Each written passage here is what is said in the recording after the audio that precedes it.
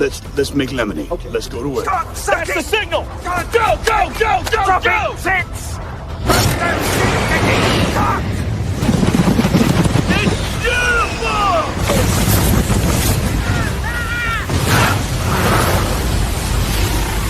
Mother Nature just pissed her pants, dude! Start your day with a jolt of energy and no-holds-barred opinions. This is The Rush, where Travis Justice and Ross Peterson bring you bold, unfiltered, and uncensored takes on sports, life, and everything in between.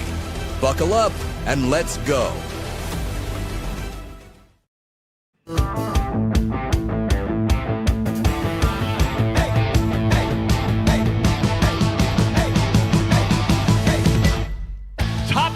To you, everybody. Welcome to the Rush Radio Show, powered by Willis Automotive. If you're listening on the audio stream at therushradio.com and the Rush Radio Android app or the TuneIn app, thank you so much for dialing us in this morning. If you're watching on YouTube this morning, hit that subscribe button. Our community continues to grow, and we want you to grow right along with us. Also, hit the like button on this video. Start leaving your comments in the comments section. Have a little bit of fun with us this morning. You can also follow us on X, Facebook, and Instagram. Live from Dublin, Ireland, it's the man with the Irish hat, looking the part, the one, the only Ross Peterson. What's going on, buddy? When in Rome, right? When in Rome. Yeah. Try to look Roman. And today you're in Dublin, and you're trying to look Dublinish. Dubliners. Dublin. I don't know. Here's what I do know, in this little cafeteria about 5 minutes ago, somebody sparked one up, Ray. Somebody sparked one up, and it got so bad. I wish I could show you, Trav. She's around a pillar. There's a girl around the corner who's right now working like this. It's that bad of a smell. It permeated the room. Let's just say that. So I don't know the answer to this because I'm not up to date on local drug laws. I take it weed must be legal in Dublin? I don't think so, because I haven't seen, not like Vegas. You walk around Vegas, you know that weed is legal in Vegas. It takes 3 minutes of being on the street, and you're like, oh, everybody's smoking weed here. That has not been the case here in Dublin. I haven't seen it. I haven't, nothing. This was the first, I shouldn't say I never smelt it. Courtney and I were walking up the lock the other day, and we walked past a group, and I was like, oh, well, I caught a whiff of that. And then we were sitting here this morning, you and I, it was probably, 20 minutes ago or so? We were sitting here, and all of a sudden I went, oh, my God. Somebody sparked one in here. Yeah, it was actually right before the countdown started. You're like, and you started bird dogging. You're like, I think I'm going to go get a hit before we go on the air. I think you're like, I'm going to go get a hit. I did smell it. I was like, oh, what? Oh, I know that smell. So, anyway, it's, we had a great day yesterday, walked around a lot, did not get to tour Guinness. That was the one thing that we had on the list that we didn't get to. We walked from our hotel up to the Guinness factory. Now, it was about a 4 or 5 hour walk. But what we did along the way was we stopped and saw the Dublin Castle. We went and saw Trinity College, where they have the Kells bookstore. Or the Kells Library, and you can do the Kells Experience. We saw the Jameson Distillery. We climbed this spire at the Jameson Distillery where you can see all of Dublin. It was fun. Had an awesome lunch inside. I took Travis's travel food advice, all right? Couple rules with it, Trav. Number one, never order from a place that has the menu outside on a board. Well, I mean, in Europe, that's pretty popular. What I do is I tend not to take advice from people, and I just go, oh, this looks like a good place to eat. We found an alley. We saw people walking up the alley, saw a Guinness sign outside of a bar, and went, hey, that's it. That's our spot. Went to this tiny little cool Irish pub in an alley, had fish and chips and Guinness for lunch yesterday, or for like a late lunch. It was great. Had a wonderful day. I feel like I failed you because I've been to Dublin before, and what happened to you at Guinness is the same thing that happened to us. We got there, we'd waited all day, we wanted to go for like the last tour of the day, and we get there and like, hey, you're shit out of luck. And I should have told you yesterday, make sure that's the first place you go because of if I would have known it was going to be the last place you went, I would have said, no, go early. I failed you in giving you a little bit of advice just when it comes to that. Everybody and I hope you get to go, because I never got to go. It was fun seeing St. James Gate and the church right there. But you're like, oh, I'm so close to the brewery. Dude. And you see up top where they all hang out and have a beer. And you're like, I want to get up there. I want to be up there with the cool people. We walked up to the gate. Guy was really very friendly. We're walking up to him. He's like, hey, can I help you guys? We're like, yeah, how do we get in? He's like, well, you have to have tickets for a tour. Like, how do we buy tickets? And it was probably about 4 o'clock in the afternoon. And he says, you can't. What? He's like, yeah, we're at capacity. There's 4,000 people inside having a beer right now. You can't go in. I'm like, oh, how do I get a Guinness? He goes, find a pub. Like, they're everywhere. You don't have to get one here, but you can't get one here. So we'll figure that out. Again, we have a fun day planned. Today we're going to head to the west end of the island. We're going to go to Galway today. Have dinner planned overlooking the Atlantic Ocean with Patrick and his girlfriend Maura. And then tomorrow we're going to go whale watching and dolphin viewing out on a boat on the west edge of the island. So going to be a great day today. People do want to know where you got the hat, because you didn't go over there with the hat. And Courtney, who's with you, God bless her, because she's a brand ambassador. She's wearing a Rush Radio hat. God bless her. And represent the brand while she's in Ireland. Ross is not, but you look good in that hat. Where'd you get that hat? At Trinity College. So that was one of the places that we also went. Trinity College is where Dr. Ian Roberts got his PhD. I'm joking. He didn't ever get one. Trinity College is near Dublin Castle, and it's like a famous Dublin landmark. Has an amazing courtyard, and then this really cool bookstore called the Kells Library, Kells Bookstore, and you can buy tours for that are $25 a piece. And we at first we were like, well, we're not going to pay $25 to tour a bookstore. We're on this, we're trying to get up the hill to Guinness. We're still walking around. We're really just doing sightseeing. So we went into this little gift shop. That's where I found this hat. I was like, oh yeah, there's my Ireland take home. And then once we got back to the hotel last night, our phones, the way your phone does, it's like, oh, you're in Dublin? Check out all these amazing experiences. And, dude, we saw the pictures inside that Kells experience. Oh, man. That's one that we should really think about trying to find a way to do. But there's just so much to do here, dude. This is why when Patrick picked us up yesterday, he was like, I can't believe you came all the way here for 5 days. Like, you got to spend more time here than that. And at first I was like, what's 5 days? We're going to see the whole island in 5 days. We won't see a shred of it. No, you won't see the whole island. I mean, you could do a lot in 5 days. I thought when I went, we were there 4 or 5 days, and we did quite a bit. We spent a couple nights in Dublin, then we went over to Dingle and Kilkenny and stuff like that. But you won't get up to Belfast and all that other stuff. But, I mean, that's kind of an American vacation, right, is 5 days. I mean, it's kind of a typical... Well, I got kids. You know what I mean? You got kids, you got real estate you got to sell, you got a radio show you got to do. And I mean... Yeah, I got houses on the market right now. Got buyers that want to see houses. Yeah, so, because when my Italian friends come over, they usually come over for a month. And I'm like, how do you do a whole month? It's just a different culture. And it's like... Trav, that different culture thing is evident if you're really paying attention, man, it's evident everywhere. Like, how do I say this politely? In America... What I'm used to, I should say that what I'm used to, I don't want to say that one's the right way or the wrong way, because I think there's merits on both sides of it, okay? What we are used to in America is when you walk into a restaurant or a business, for the most part, you're going to be treated with almost reverence, right? They're like, holy cow, we have a customer. We have somebody, and your satisfaction as a customer really matters to that business. When we were in Spain and Portugal, we used to talk about how, man, they work like they don't need the money. And it is odd how you can go into a place and it's just not the same experience. You don't get the, hey, welcome, we're really glad to have you. How can we help you out? What would you like to have to drink? Are you guys need more time with the menu? It's not like that. It's much more of like, you're an adult. You know why I'm here. I know why you're here. We don't need to exchange those pleasantries. When you're ready, tell me what you want. And there's a part of you as an American that's like, well, wait a minute. I thought I was the customer here. Yeah, you are, but we're both adults.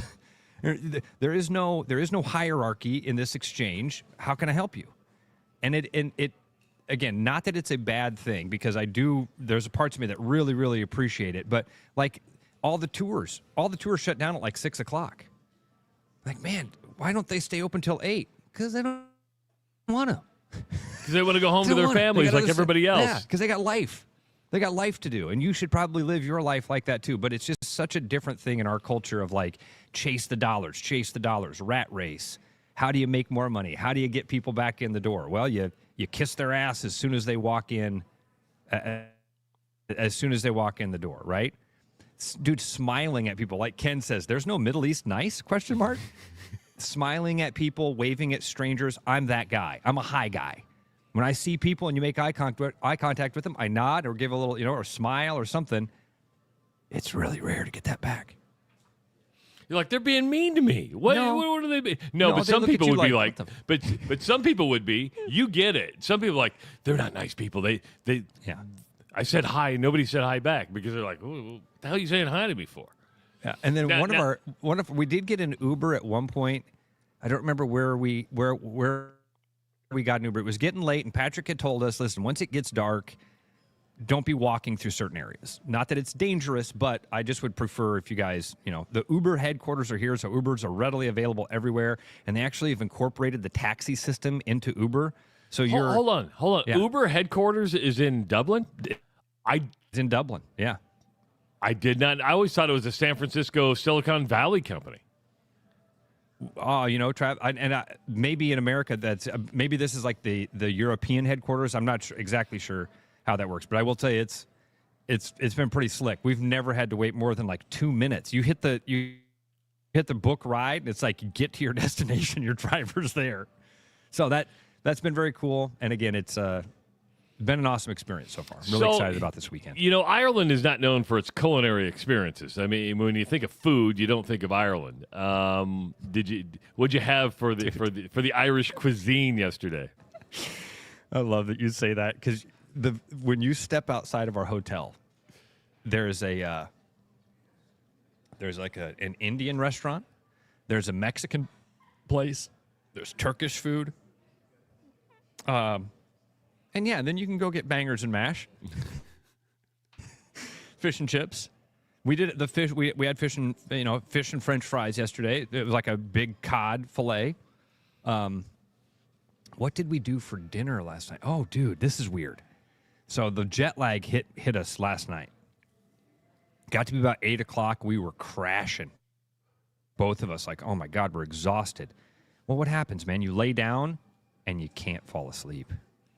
And like my eyes shut. I was probably asleep for like a half hour, and I woke up. And your body's like, hey, it's 4 p.m, man. Get going. So at 11:30 last night, Courtney and I are both laying in bed. We're like, we can't sleep. What do we do? And Courtney's like, well, let's go out and walk around and see if we can find something to do to just kill some energy. So we went and started looking around. We did find some food last night. It was a Domino's pizza.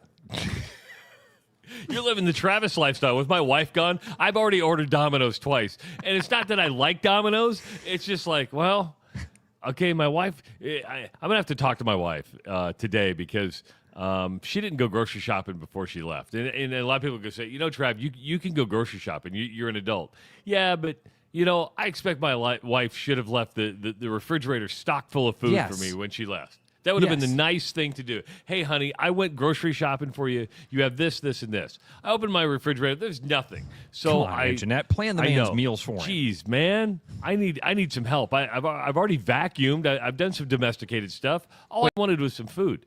Does that mean she also didn't set somebody up to come over and make your coffee for you each morning? No. Can you believe that? Didn't set anybody to make my coffee. It's just been very frustrating that my wife would leave me with absolutely nothing and to fend for myself. I'm 55 years old. What am I supposed to do here? She didn't expect you to do your own laundry too, did she? Well, yeah, she does that all the time. That's a given.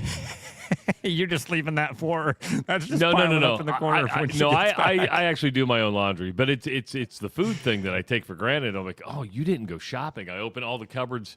So she's been gone since last Friday or last Saturday, and I was in Phoenix last Saturday, and I come home and I've already ordered Domino's twice. I went to this place last night and got a salad with Euro meat on it. I don't think I've made any food since I've been here. And I'm like, oh, I'm going to have to go grocery shopping. But when I go grocery shopping, it's dangerous because it's like Little Debbie's. I'll come home with stuff that, what is this stuff doing here? And if I get unhealthy stuff, like when she went to Costco a couple weeks ago, she bought this like double thing of Oreo cookies, right? Well, Owen comes in and goes, no, we're not having this now. And threw the whole thing away. I'm like, that just cost like $8. What are you doing? He goes, you don't need it. Well, I know I don't need it, but everybody likes it. Hell does he think he is? I know. Just throwing Oreo cookies out. Just very, very frustrating. Disgusting. Yes. Disgusting. Yes. Yep. What did I miss in the sports world yesterday? Well, you missed the Cubs win again. And, nice. Ian Happ has been disastrous in the postseason. He was hitting .095 going into the game last night. He steps up in the first inning, hits a 3-run home run to give the Cubs the early lead. The Cubs get the shutout last night, 6-0 over Milwaukee. What I thought was interesting, and you can talk about the intricacies of the game. Cubs got some decent pitching, and Happ finally delivered. But Pat Murphy, the Brewers manager, Ross, actually said, you don't hear this in baseball too often. It's just kind of you take it for granted that it exists. But Pat Murphy comes out and goes, listen, crowd affected us tonight. I mean, and the crowd at Wrigley Field made a huge, huge difference in the game. And we were talking about this earlier in the week.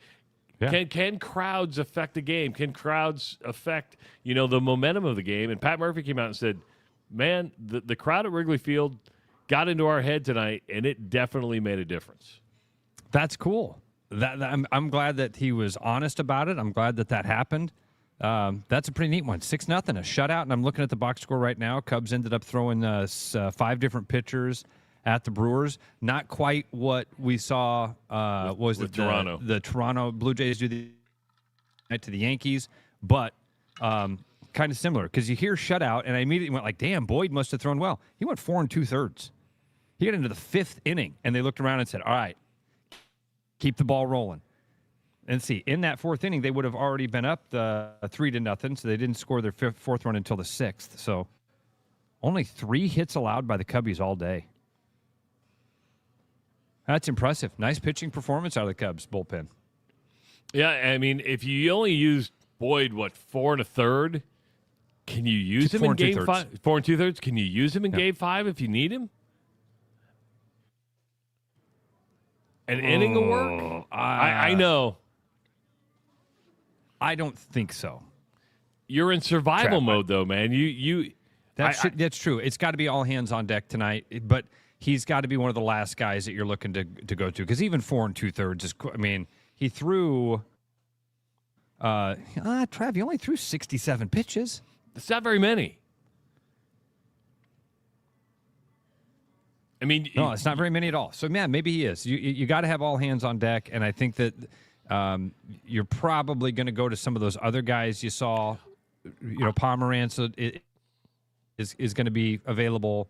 Palencia, Keller. I think they'll be all right. I mean, I agree with you, but it's just one of those things. Hey, if we got to throw something at them, even if it's for an inning, you just do it, or an inning and a third, or whatever that is. It's out there. But the Cubs tied the series at 2 games each, going back to Milwaukee for a deciding Game 5, where I do think the crowd in Milwaukee played an effect on the Cubs when they played the first 2 games there. But so that's going to be a winner-take-all. Is that tonight or tomorrow night? I think it's tomorrow night. Let's look at the MLB schedule here and see what we've got. Tonight... and you've got a Saturday matchup with Detroit and Seattle. Because mine's already showing last night's matchup as the Cubs Brewers. So yeah, tonight is Detroit and Seattle. So the winner of all screwed up, Trav. Yeah, because you're on a different. Check that out. Your computer is automatically set to Dublin time now. You're like a day ahead of me. 1:08, 1 a.m. first pitch in Seattle. So stay up late, folks. The Dodgers got the win last night and advanced to the National League Championship Series. I don't know if you watched how this game ended. Went to 11 innings last night, Ross. The Dodgers won 2-1, and the Phillies lose the game on an error. And it's going to haunt Philly fans that had a really bad night last night. Philly fans are the most this is hyperbole, but I'm going to say Philly fans are some of the most passionate sports fans out there. Would you agree with that? I mean, Philly's got its way. Yeah, it really does. It really, really does.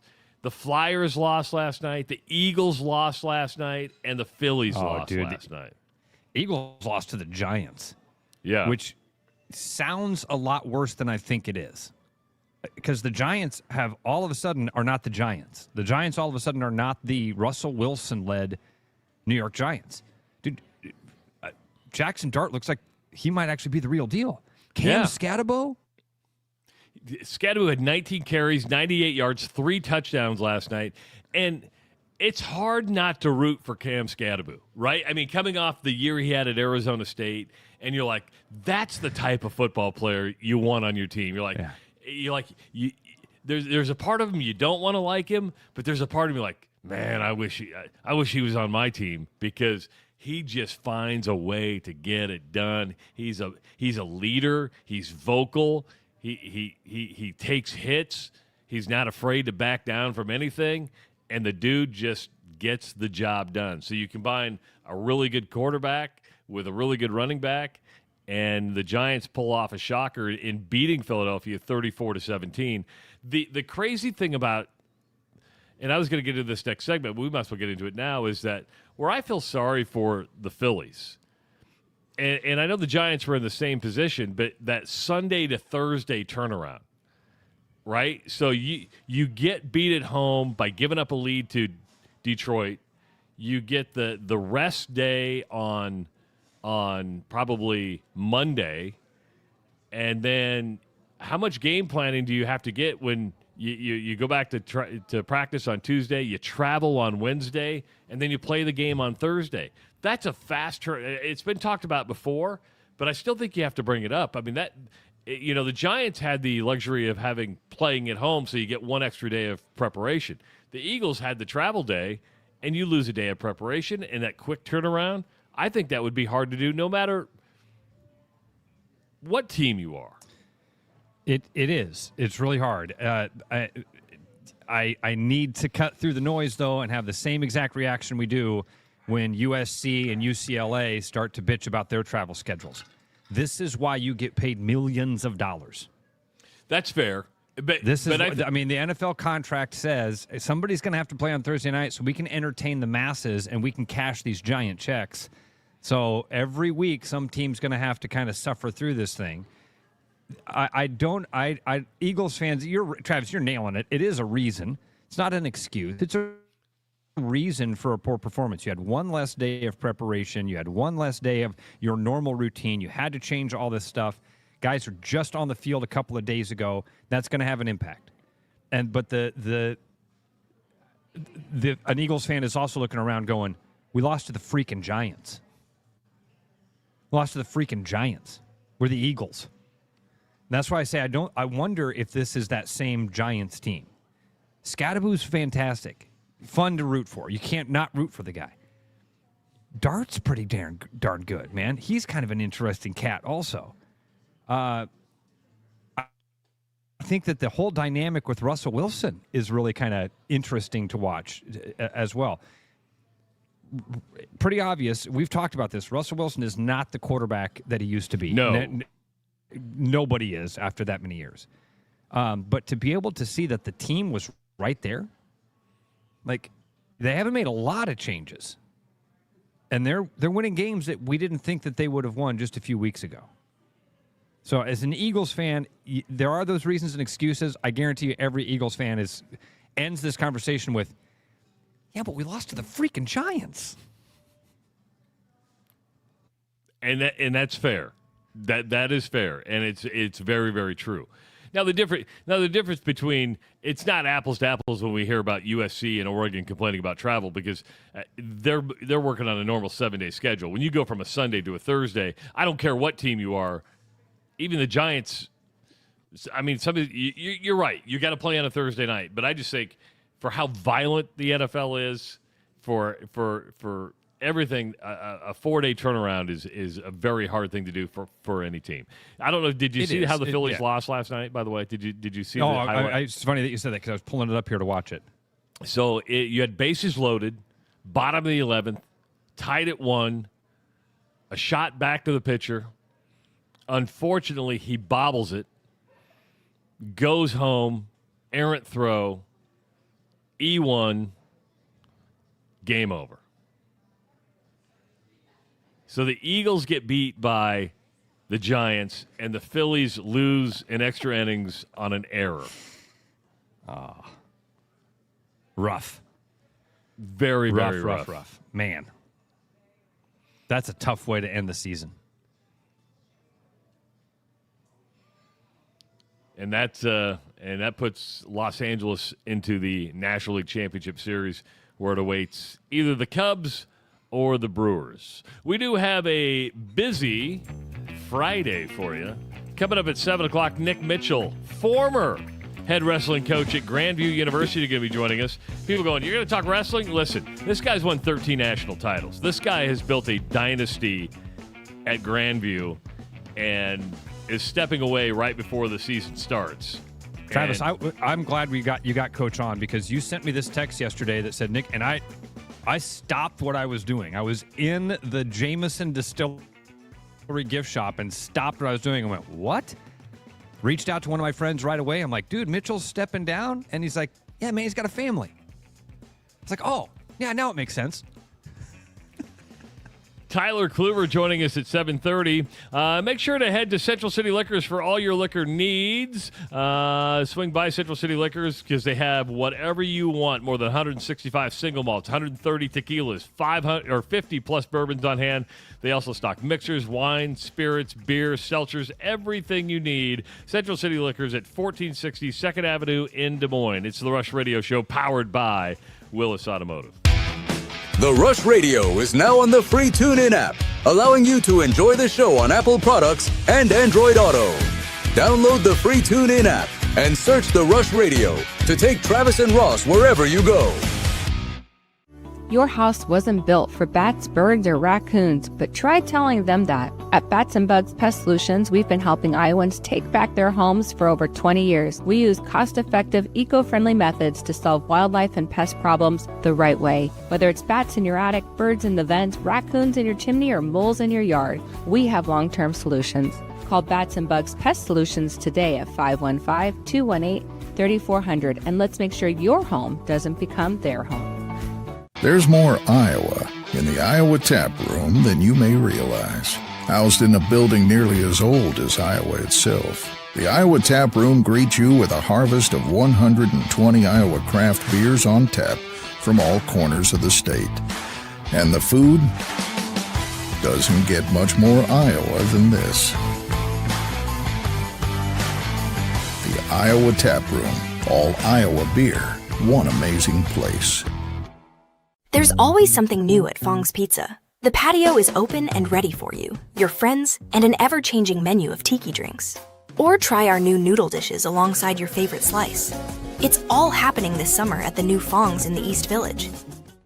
Thinking about buying a home? Get pre-approved in 30 minutes with Gary Presnell at Northwest Bank in Des Moines. Gary offers first-time home buyers programs, VA, FHA, IFA, and conventional loans. Call Gary at 515-975-6767 or find his profile at nw.bank. Member FDIC Equal Housing Lender.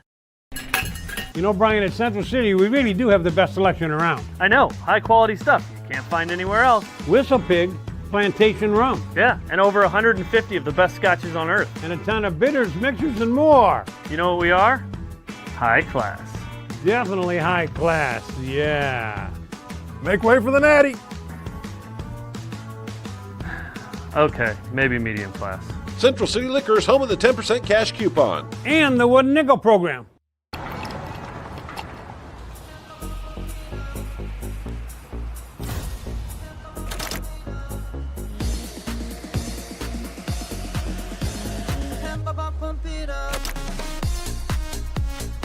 fuel choice that even rivals can agree on? Now that's worth the hype. Cheaper, cleaner, and homegrown. Pump it up with unleaded 88.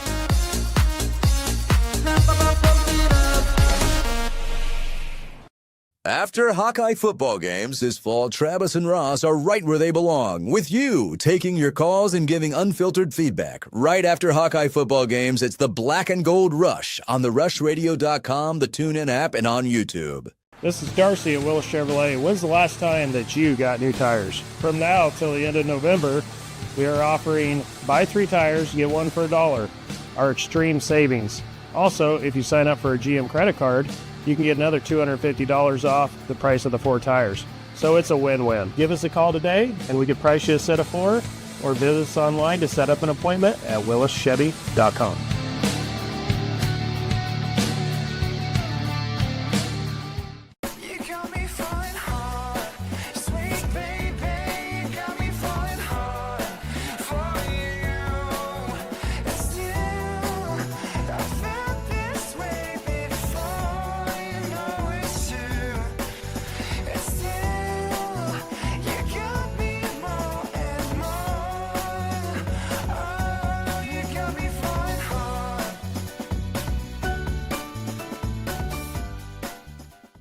Back like a rash you thought was gone. Travis and Ross aren't contagious, but they are addictive.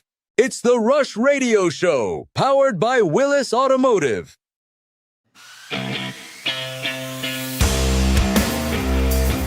Don't forget, coming up around 7:15, it's the Iowa Lottery Weekly Woo-Hoo. The Iowa Lottery is celebrating 40 years of fun in 2025.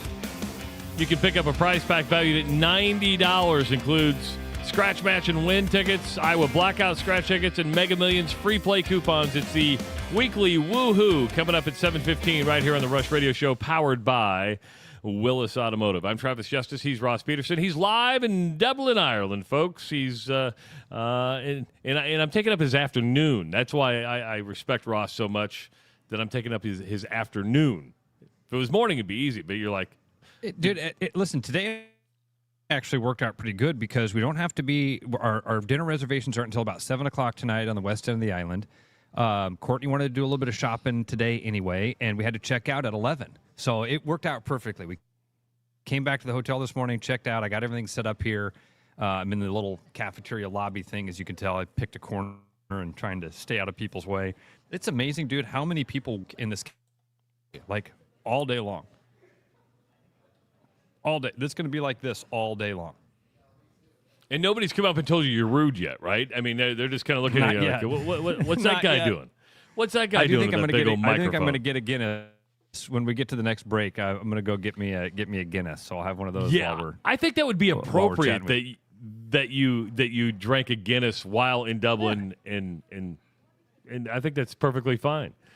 Ross' sister Jean's dead at 106. 106 years old. What was it? 2 weeks ago, she officially retired from official duties. And in the back of my mind, I'm like, she's dying. You know, you don't want to say it, but you're like, okay, she just reached the frail age of 106. I got bad news. It wasn't breaking news that she was dying at 106.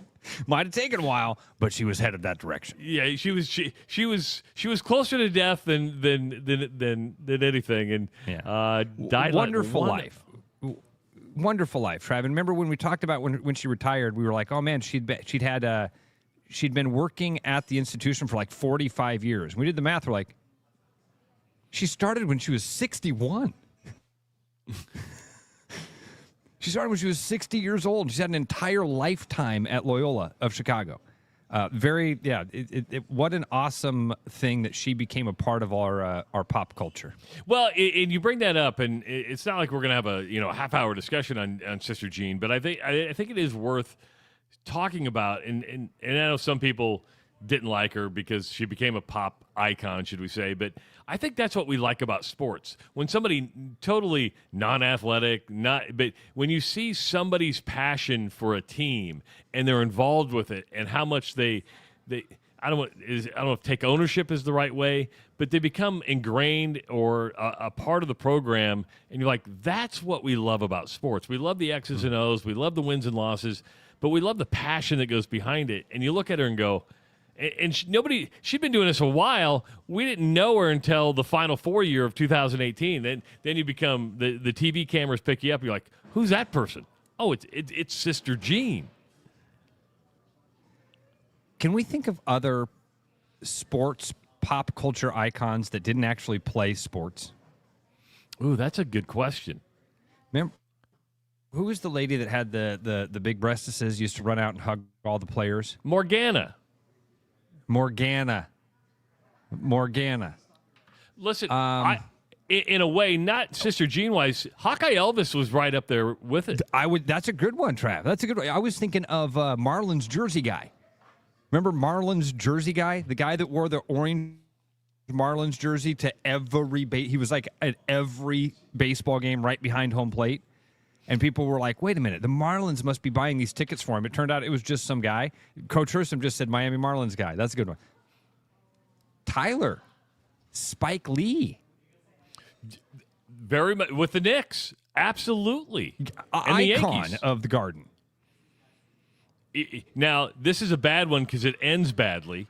The John 316 guy who had the big afro. Remember this was actually I thought it was a Malcolm Gladwell podcast where this guy would sit behind home plate. I think he had a big afro, and it might have been multicolored, and he'd hold John 316 up.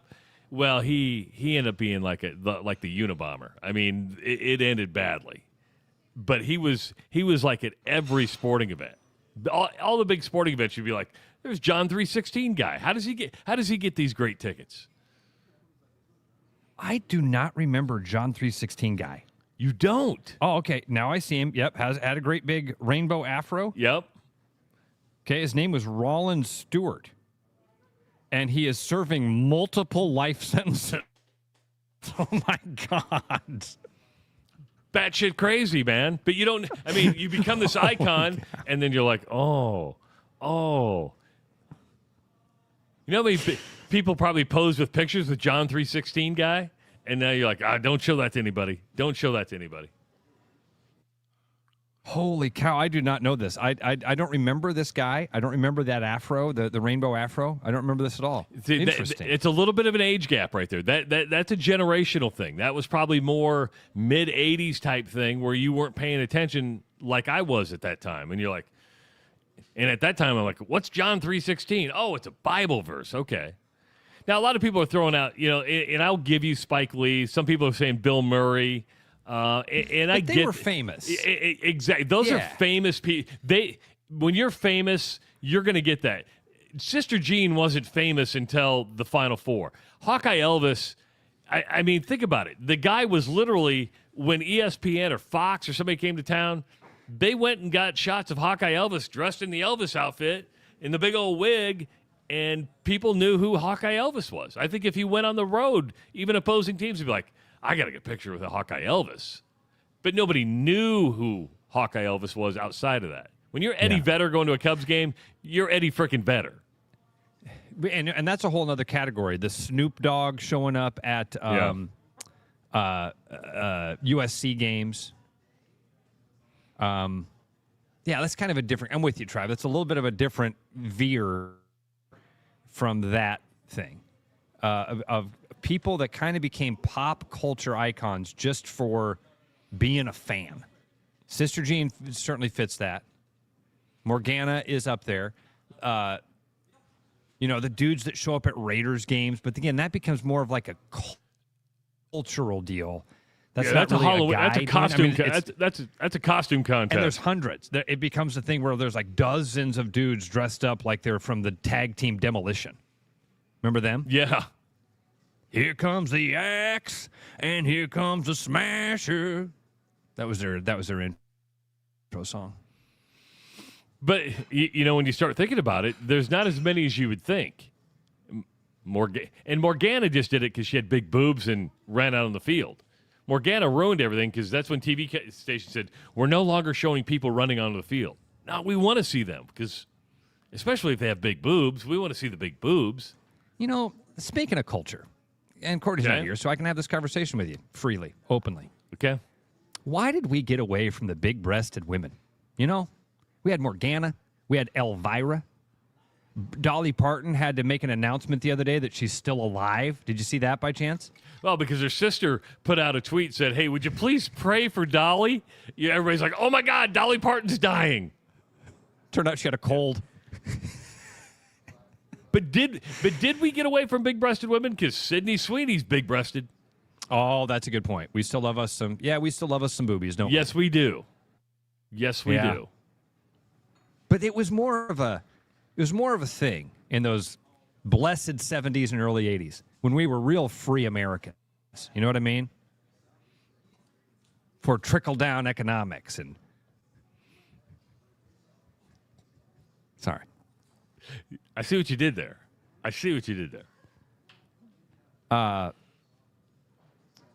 Vikings have guys that are the purple pimps. Never seen that. But again, if I said Sister Jean in L.A., a lot of people would know who Sister Jean was, right? I mean, the purple there are regional. Hawkeye Elvis is I think was a national thing. I really do. Maybe not to the level of this, but it's and that's why Marlins guy was a national guy, because Marlins guy would be wearing the Marlins jersey at a Padres-Dodgers game. You're like, what the hell is going on? Yeah, and it was always that bright orange, so you couldn't miss it. Yeah. Coach Herson mentions the guys that started the 16th hole tradition at the Waste Management. I didn't know that was. I didn't know that this is a thing. It's a group of dudes from Minnesota that started that. I didn't know that.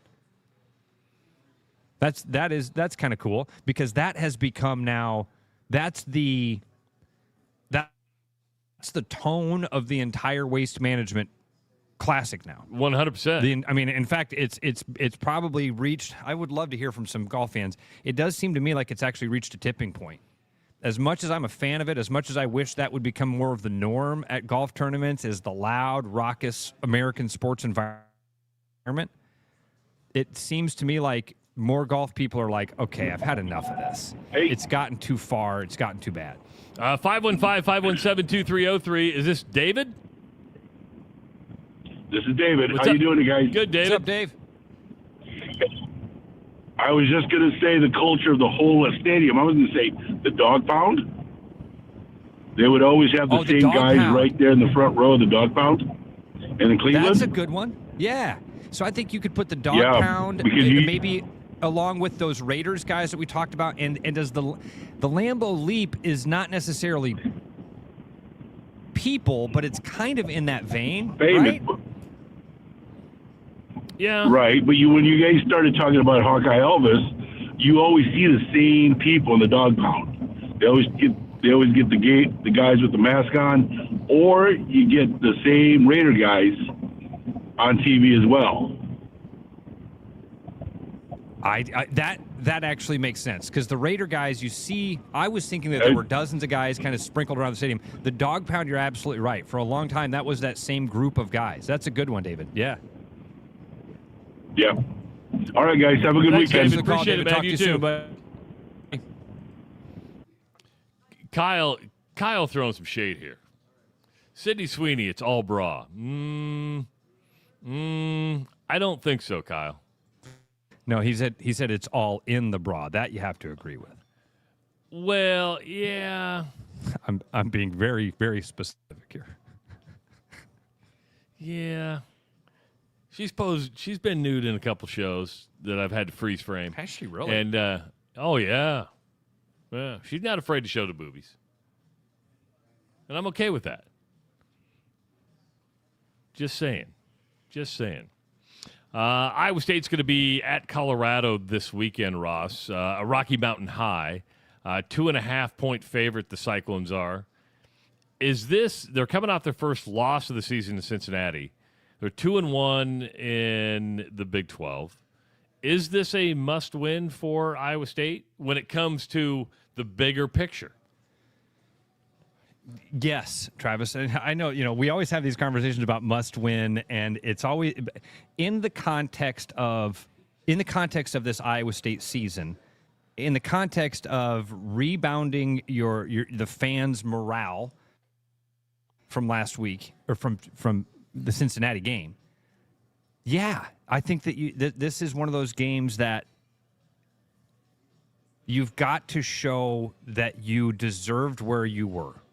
You've got to show that you are indeed a team that's worthy of being in that top 25. Because you cannot be a top 25 team and lose to Colorado. Yeah. If you lose to, and the proof will be, you lose to Colorado, you're out of the top 25, certainly. 100%. So, yeah, 100% you're out of the top 25. On top of that, now you're a 2-loss Big 12 team. And the goals for this team, in my opinion, and what I think most Cyclone fans would say, is this team should be in the conversation for the college football playoff and should always be in the hunt for the Big 12 title. And meaning this year. They lose this game, and now you are a 2-loss team with Baylor and Kansas. You'd still have BYU and Texas Tech that are unbeaten in the conference, and you'd be behind Arizona State and Cincinnati, with Cincinnati having that tiebreaker over the top of you. Yeah, dude, you lose this game. Not only that, Trav, but you lose this game. Your next two are against BYU and Arizona State, two teams ranked above you. Two teams that are still unbeaten, I believe, in the Big 12 conference. In the Big 12. Yeah. Arizona State actually is, unbeaten in the conference. You're right. 4-1 overall and 2-0 in the conference. Yeah, their one loss was at Mississippi State, a night game in Starkville, and they almost came back to win that one. But, yeah, I mean, that's why I look at it and go, okay, we're getting to the point where we've reached that point of the season where you have to start thinking you're no longer satisfied with bowl games, right? I mean, because you have 12 teams in the college football playoff. That's where you want to be. You're like, once you're out, where does your care level go? Because you don't care about some piddly-ass bowl game that you're going to go to. We've already seen the future, guys. We've already seen it. This Aflac game that they're going to be having that's a non-conference game early in the season that's sponsored by a corporation where the players are going to get a goodie bag full of stuff. What's that sound like? That sounds like a bowl game to me. So you're absolutely right, Trav. You need to stop thinking that the bowl games are something special. They're not. They're not at all. They're barely even a reward for having Now they are the consolation prize for having a better than average season. That's it. That's all it is. They're the consolation prize for having a better than average season. You might not even have met your expectations, but you're going to get the consolation prize because you were better than average. The real prize is the college football playoff. And I do believe that the more that we evolve in this, the more that we see that fans kind of come to this realization that the bowl games are a winter vacation, that what we're going to see is the future will show it's going to be a bunch of corporate games that sponsor these non-conference matchups. And let's hope to God that somebody jumps up here in Iowa, a Hy-Vee, something like that, jumps up and says, hey, we'll sponsor the Cy-Hawk game. We'll do this because we want this game to continue. And my gut says that if something like that doesn't happen, there will be more and more incentive for these athletic departments to not schedule games like that. So I think we've seen the future. This Aflac thing should have been a telling thing for everybody to go, oh, okay. Yeah, we're going to get rid of the bowl games, but the corporations aren't going to stop throwing money at college football. It's just going to start happening early in the year like this. Can I throw it? Yeah, I was going to ask you this. Can I just show you a really dumb idea? I know everybody likes the December bowl games and getting away during the wintertime. Do bowl games that aren't part of the college football playoff shift and go, okay, this is a different model. Let's go to NIL participation and have them at the beginning of the year because nobody's going to care about you in December. That's exactly what I'm saying, Trav. Let's clear the path. That's not a dumb idea. That's exactly what I'm trying to say here. I think that's exactly what will happen. They won't be bowl games. They will be corporate-sponsored non-conference games at a neutral site. Well, that's a bowl game.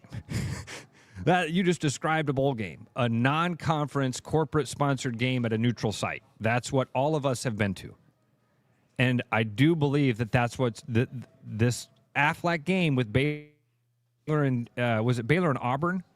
Baylor and Auburn, but you remember Baylor gets none of the benefits. Only Auburn gets the benefits.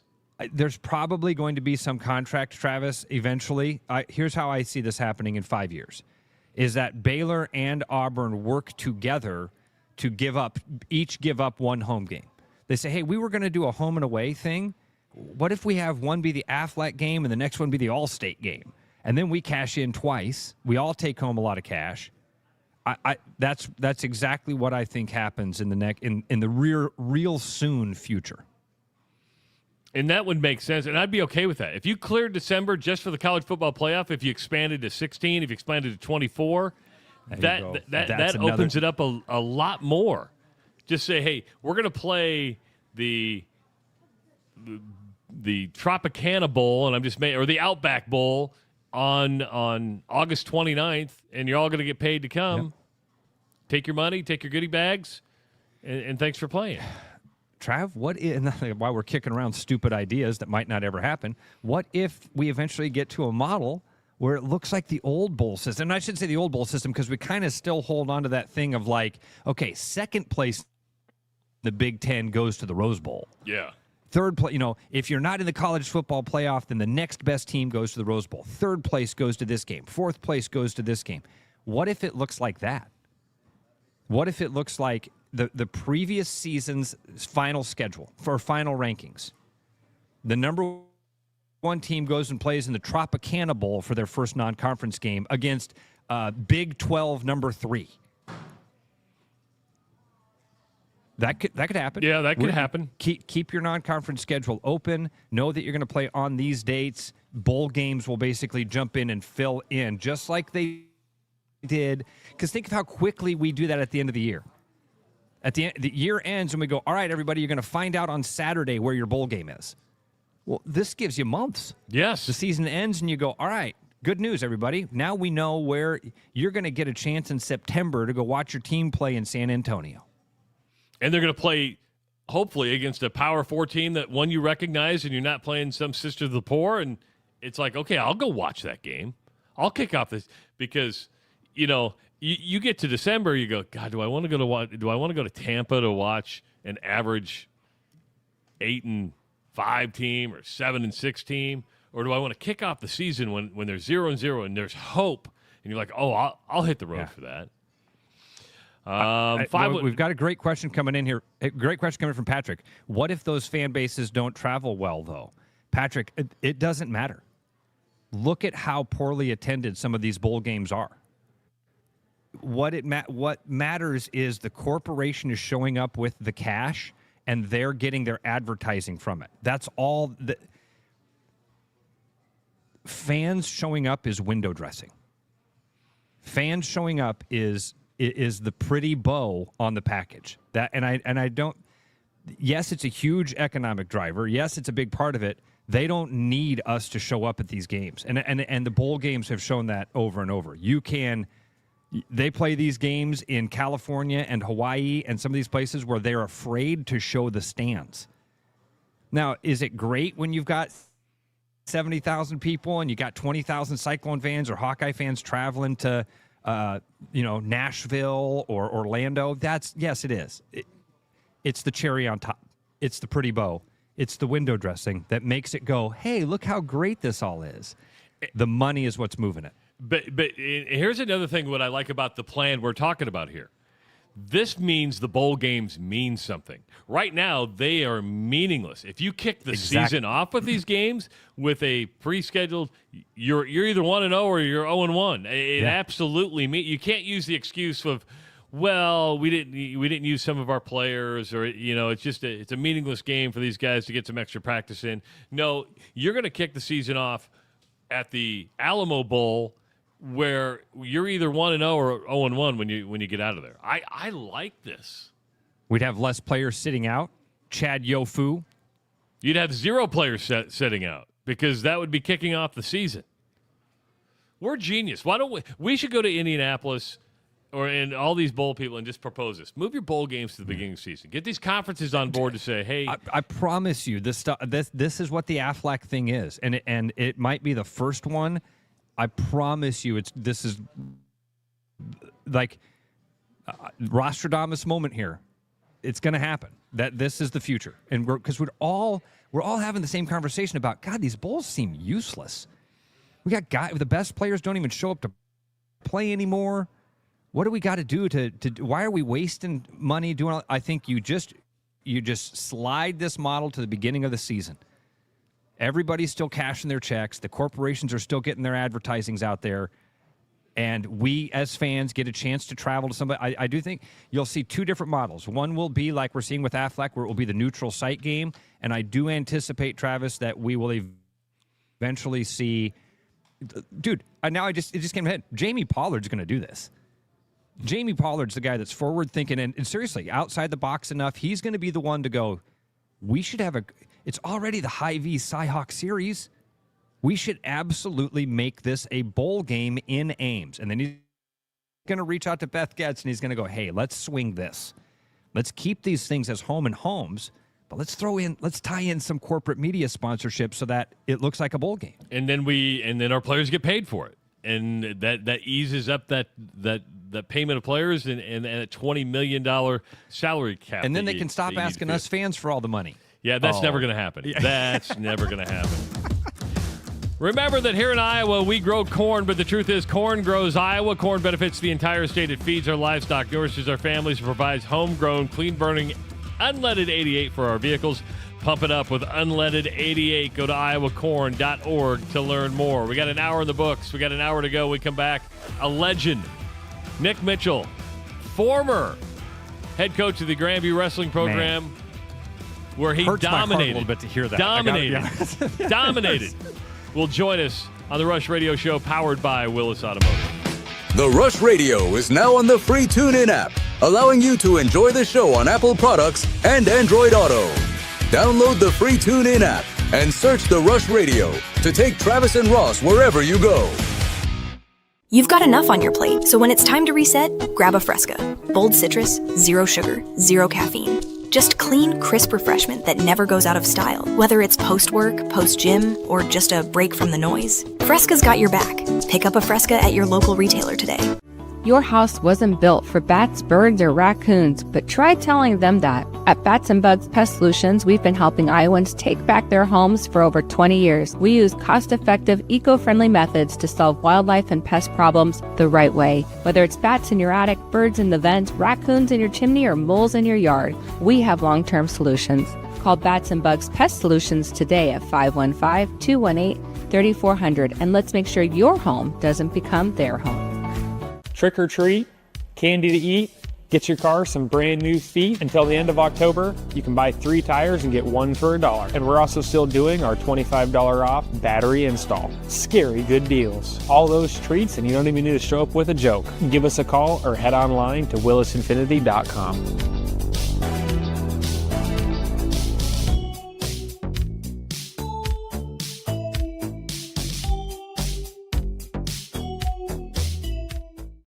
After Hawkeye football games this fall, Travis and Ross are right where they belong, with you taking your calls and giving unfiltered feedback. Right after Hawkeye football games, it's the Black and Gold Rush on the rushradio.com, the TuneIn app, and on YouTube.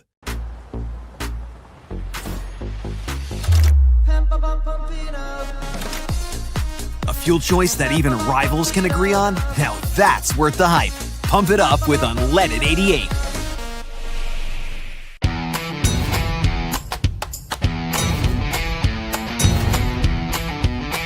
Largest selection of German beer in the world?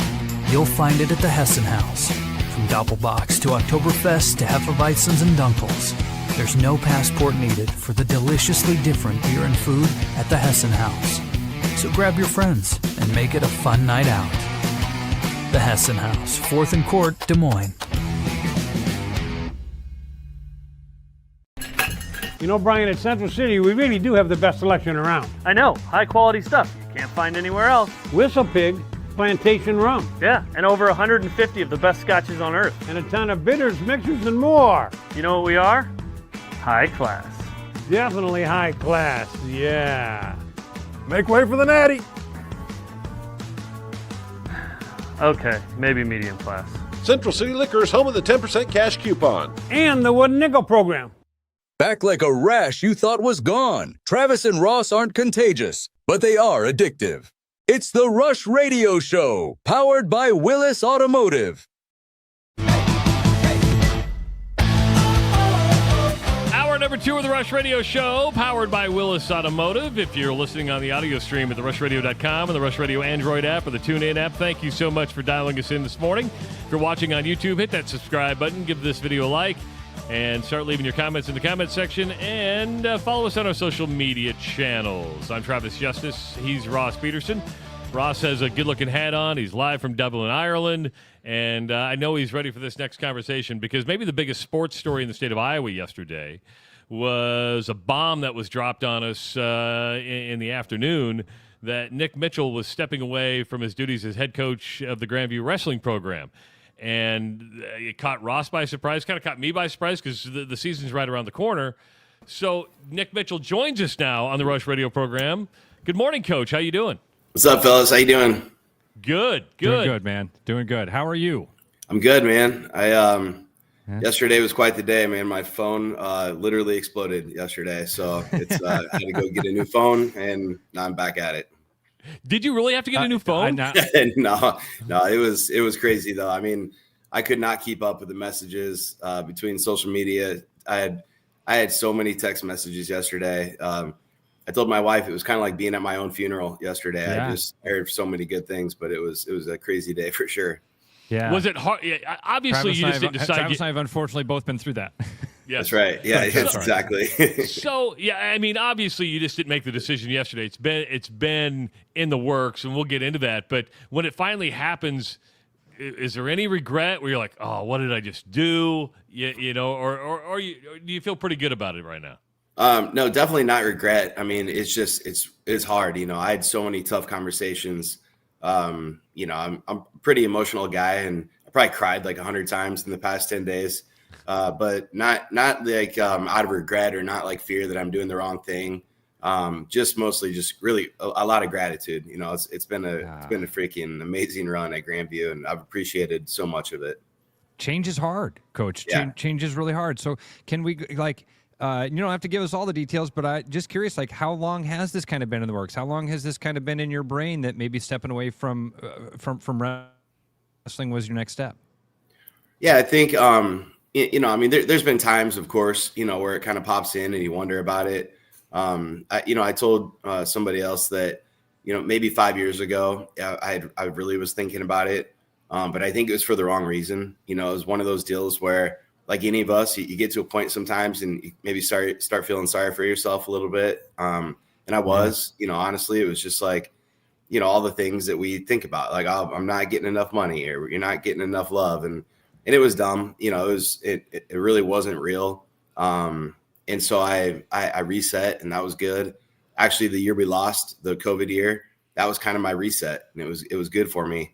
And then coming back, you know, the last few years, really the last 4 years, I felt like they were my best years as far as, you know, in coaching, you can put so much pressure on yourself, and you need to a point, you know, because you need to compete at a high level. You need to function at the highest level. And so it's good to have some pressure.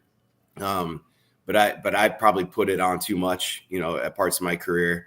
In the last 4 years, I feel like I had a really good perspective. I probably had more fun with it.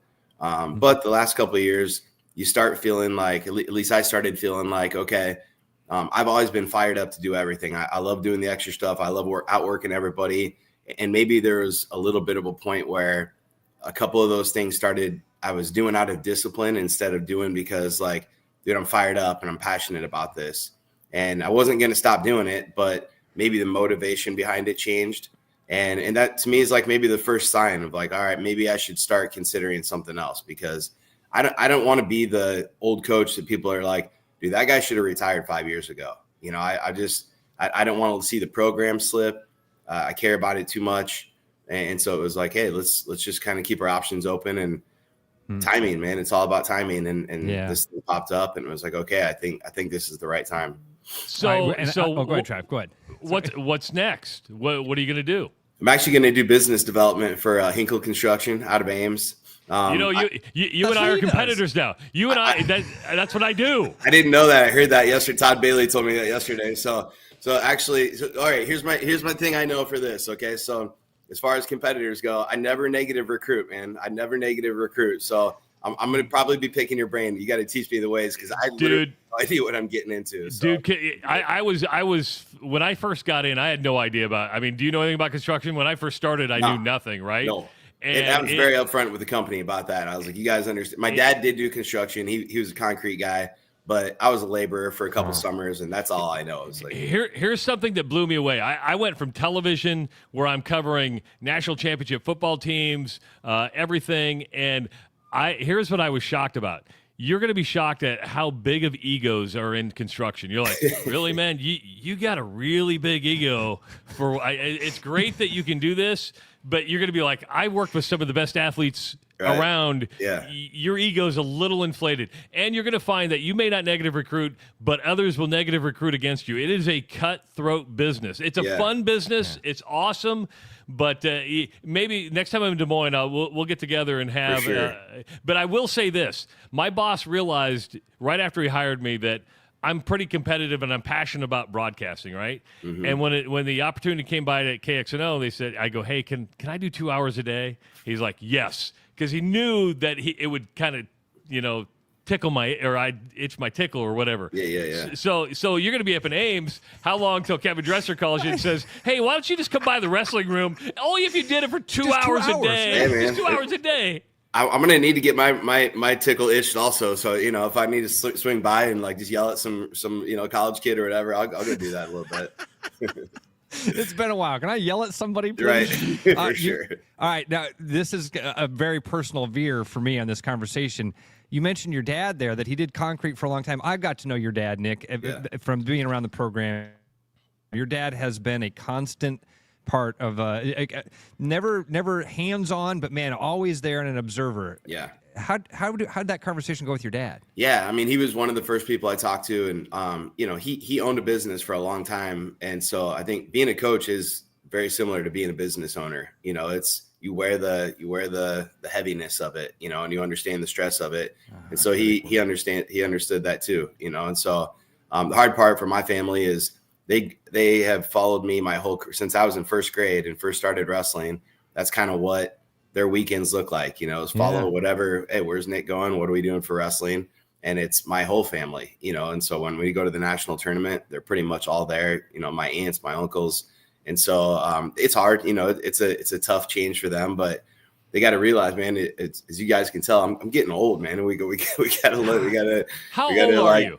How old are you? I'm 47. You're same young. age as me. You're young. Yeah, You're young. same age. I am, but you know what? Here's actually the truth about that I've said is that it goes by fast. And as we get older, we realize how fast it goes. And my girls are 14 and 11. And, I love watching their stuff and I don't want to miss it. And I know in 10 years, I know how fast 10 years goes. It's crazy. They'll be 24 and 21 and I'll be 57. And that's the point where I'm like, okay, I don't want to be that stuck in that position where people are like, man, he should have moved on. And I just know how fast it goes. And when you have an opportunity, I think it's, it's scary. And like I said, it's a risk, but I don't want fear to be the reason I don't do something. So in 17 years at Grandview, you win 13 national titles. You only lose 12 dual matches. And by the way, fucking incredible if you think about it. By the way, one of those is to like Iowa State. You know what I mean? The 12 that they lost are not to very few of those are to common competitors. But my question is, during that time, did any big schools call? Did you get a call from a Big 12 school, a Big 10 school to say, no? Never? Did you not? Did you pursue one? Never. No. So and here's the thing, and it's funny because now that as I got older, I talked about this a little bit more because, maybe early on, if I would have talked about the kind of how wrestling works with coaching, it would have sounded like I was, again, like feeling sorry for myself or looking for the next thing. And now that I'm getting out of it, I can say it. Wrestling it's kind of ridiculous. I mean, if you look at the world of wrestling, when it comes to coaches, they want to hire, look at any kind of forum. If somebody said, okay, Tom Brands is going to step down tomorrow, most people would say well, we should hire Spencer Lee right away, right? Spencer Lee is a great wrestler and probably will end up being a great coach, but has not coached up to this point. But wrestling fans, for some reason, think that oh, we should hire the guy who's a great wrestler. And realistically, probably Gable and Sanderson ruined that for everybody because they were the best of the best, dude. And they were great coaches. But people just associate those two things. And sometimes they are associated, but there's a lot of coaches out there that are great wrestlers and aren't very good coaches. And so, you know, you look at the football world, I would have gotten a million calls, you know, so it's what it is, man. It's just a weird dynamic in wrestling.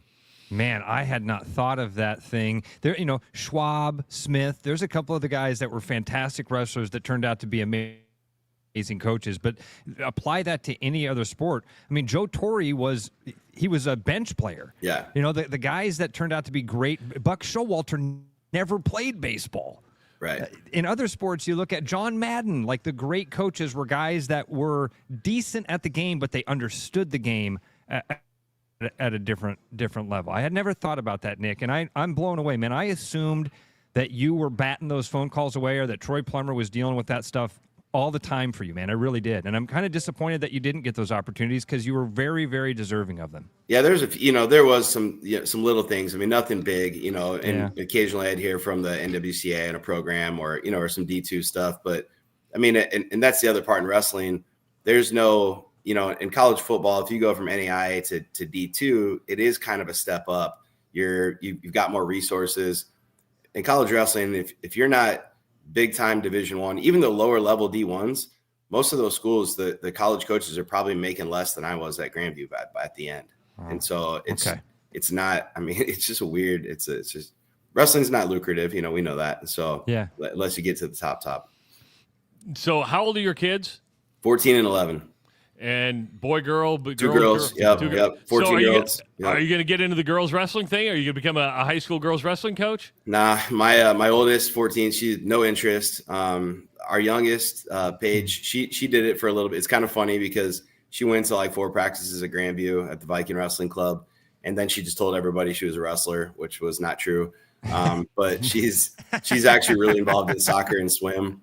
And so she doesn't even have time. I mean, you know how youth sports are now. Between those two things, she has practice every night. That's year round. So it's crazy. Yeah. So did you get to pick your successor? Did you go to Troy and say this who needs to run the program, or did I didn't really pick it. I mean, but I had a conversation with both assistant coaches, and you know, and the press release is going to come out today and announce it officially. But you know, the great thing is like Troy really trusts me. And, you know, I said, here's kind of what the situation is, and here's what I think is going to be best. And he talked to those guys, and he's on board with it. And so that's what, man, I'm so lucky that, like, number one, I've only had one athletic director in 17 years. I don't think many people can say that, you know, and I only had 2 presidents. And so, and to work with Troy and to build that trust with each other, you know, over the years, like that guy knows nothing. I mean, now he does, but he knew nothing about wrestling. I mean, he's a baseball guy. And like, he doesn't even want somebody to like bump into him, let alone like touch him or grab him. So, yeah, man, we grown together for sure. Yeah. So, and you say the official announcement is coming out. So that's not public information yet about who's taken over. It's not really, but I mean, I think people kind of have a pretty good idea. I'll tell you this. Yeah, I did get an email. I did get an email with it last night, but if we're not supposed to share it yet, well, like I said, he didn't tell you. So what'd your email say? He didn't tell you. What'd your email say? Go ahead. Well, it's Grandview. It's not Iowa. That's true. The email I received was from because Eli was a part of the Viking Wrestling Club for a long time. Yep. And it handling things the right way, Travis, you know, you always talk about when a coach leaves, the first person they should talk to is his team. Yeah. Right? And so I received that email saying, hey, to my team, here's what you're going to hear in the next couple of days. Yep. And keep an ear out for it. So, Nick, to that point, I'm assuming one of the first group of guys you talked to, you brought the team together and expressed this to them. When you did that, did they already have the future laid out? Yeah. Okay. And going back for a second here, one thing I think is really important to say is Paul Reedy has been with me since the third year of the program. Reedy, he's our associate head coach. He's the best in the world at that position. He loves that position. He doesn't have any desire to leave that position. And so that makes it pretty obvious, you know, what's going to look like moving forward.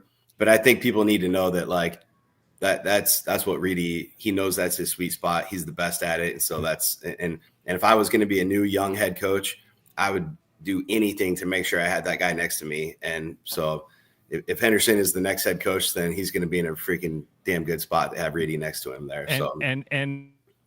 And again, to that thing of wrestlers seem to think that you got to be a great wrestler to be a great coach. Nick was a fantastic wrestler. Grant Henderson is a former national champion at Grandview. Right. One of the many that Coach Mitchell helped get to that point. That's right. For sure. Excellent stuff. Coach, we appreciate you taking the time. Let's get together. We'll talk construction. Yeah, man. I need it for sure. Yeah, it's even we can hop on a Zoom too. I'll text you later on if you have some questions. Now, when you come to town, I love Coach. You know that, man. I would love to be a part of that. Coach, stay in touch with us, man. I will. And hope to see you out and about. I've always enjoyed my time with you. You've been an inspiration to a lot of people, man. And you walked the walk of that big talk that you used to make about living a championship lifestyle and getting guys to do the right thing and move the right direction every single day, and that little decisions matter. I was so lucky to be an ear in some of those rooms, and I got to see some of these men that you helped build. I look at a guy like Eric Thompson when the program first started. I tell my son often about Eric and his story and kind of a Kurt Warner-esque rise. I mean, yes. Eric, you found him working at a warehouse, I think, or something like that, and now he's a national champion, and I believe he's one of the coaches at Arizona State. Yes, he is. Yeah. One of our. So proud of that guy. You should be. You should be very proud of what you've done, Coach. Yeah, and I'll also tell you this, man. The first phone call I made, I reached out to you right away and said, hey, can you join us tomorrow? But the first phone call I made was to our mutual friend, one of my best friends, Scott Rourke, who's a wrestling coach at East High. And I said, oh, my gosh, Mitchell's stepping down. And the very first thing he said was, yeah, man, he's got 2 daughters.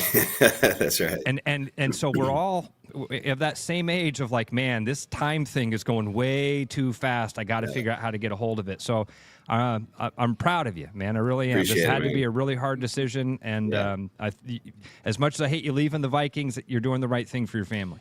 Okay, thank you. One thing I'm going to tell you, I don't know if you're very good or not. Become a good golfer if you're going to be in construction BD. Just become a good golfer. Hey, you don't get a lot of time to golf as a wrestling coach, so I've got to work on this game of mine. I got to get going. All right. That's what we'll do, Coach. We'll get out on the course together because I'm a hack. All right, so let's go, man. You'd feel good about That's it. awesome. All right, Coach. Thanks, I'll man. be in We'll touch, catch up. buddy. I appreciate it, guys. Right. Yeah, All right, take care, man. Yes. Nick Mitchell joining us on the Rush Radio Show, powered by Willis Automotive. And I promise, Trav, we could get the next head coach as soon as that official announcement comes out. I guess KCCI is already talking about Grant Henderson being named that head coach. Yeah, because I'm sure Coach Henderson would if hop that on with us, email too. went out, it went just everywhere, right? Yeah. So, yeah. Listen, I try to follow the rules and stuff like that. You know what I mean? Don't follow rules. Where come we're on, going, dude, it's a we friend. don't need rules. Hey, Ross, you know what it's time It's for? a friend. Woohoo! Woohoo! That's right. It's time for the Iowa Lottery Weekly. 515-517-2303. Your chance to pick up a prize pack valued at $90 from the Iowa Lottery. And we want to know what your woohoo is. What made you go woohoo this week? Again, 515-517-2303. I know it, Ross. Woohoo. You're in Ireland. That should make you go woohoo. My trip has been my woohoo. Right. Walking around Dublin yesterday, having a Guinness and some fish and chips for lunch. That was my woohoo. Walking to the Jameson distillery. It's been amazing. And now the rest of the weekend's going to be fantastic as well. So this is, my woohoo is pretty easy. You know, and in the Grandview conversation there, I think that's, woohoo to Grandview. To Troy Plummer and to Nick Mitchell for the success that they had there, building that program literally from nothing. And you look at what they've done with a lot of their athletic programs. They haven't had quite the success that the wrestling team has had with continuous national titles and being a perennial top dog around the country. But the football team has. The football has and gone through these changes of losing Coach Woodley, losing a second Coach Woodley, and they've been able to maintain it. So a big woohoo to our friends at Grandview University and Troy Plummer in the athletic department. Drew says, what about a boo-hoo? No, we don't want any boo-hoos. But again, lines are open. This is the weird thing. Last week we had a record number of calls.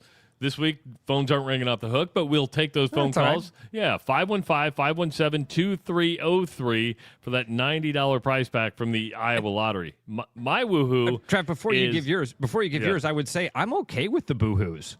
If you got something bad and you want to call in, you want to bitch about something, that's okay too. Yeah, we did love the first couple of weeks. It was all real positive, and it was like, oh, my daughter's having a baby. I got a new job. Like, yeah.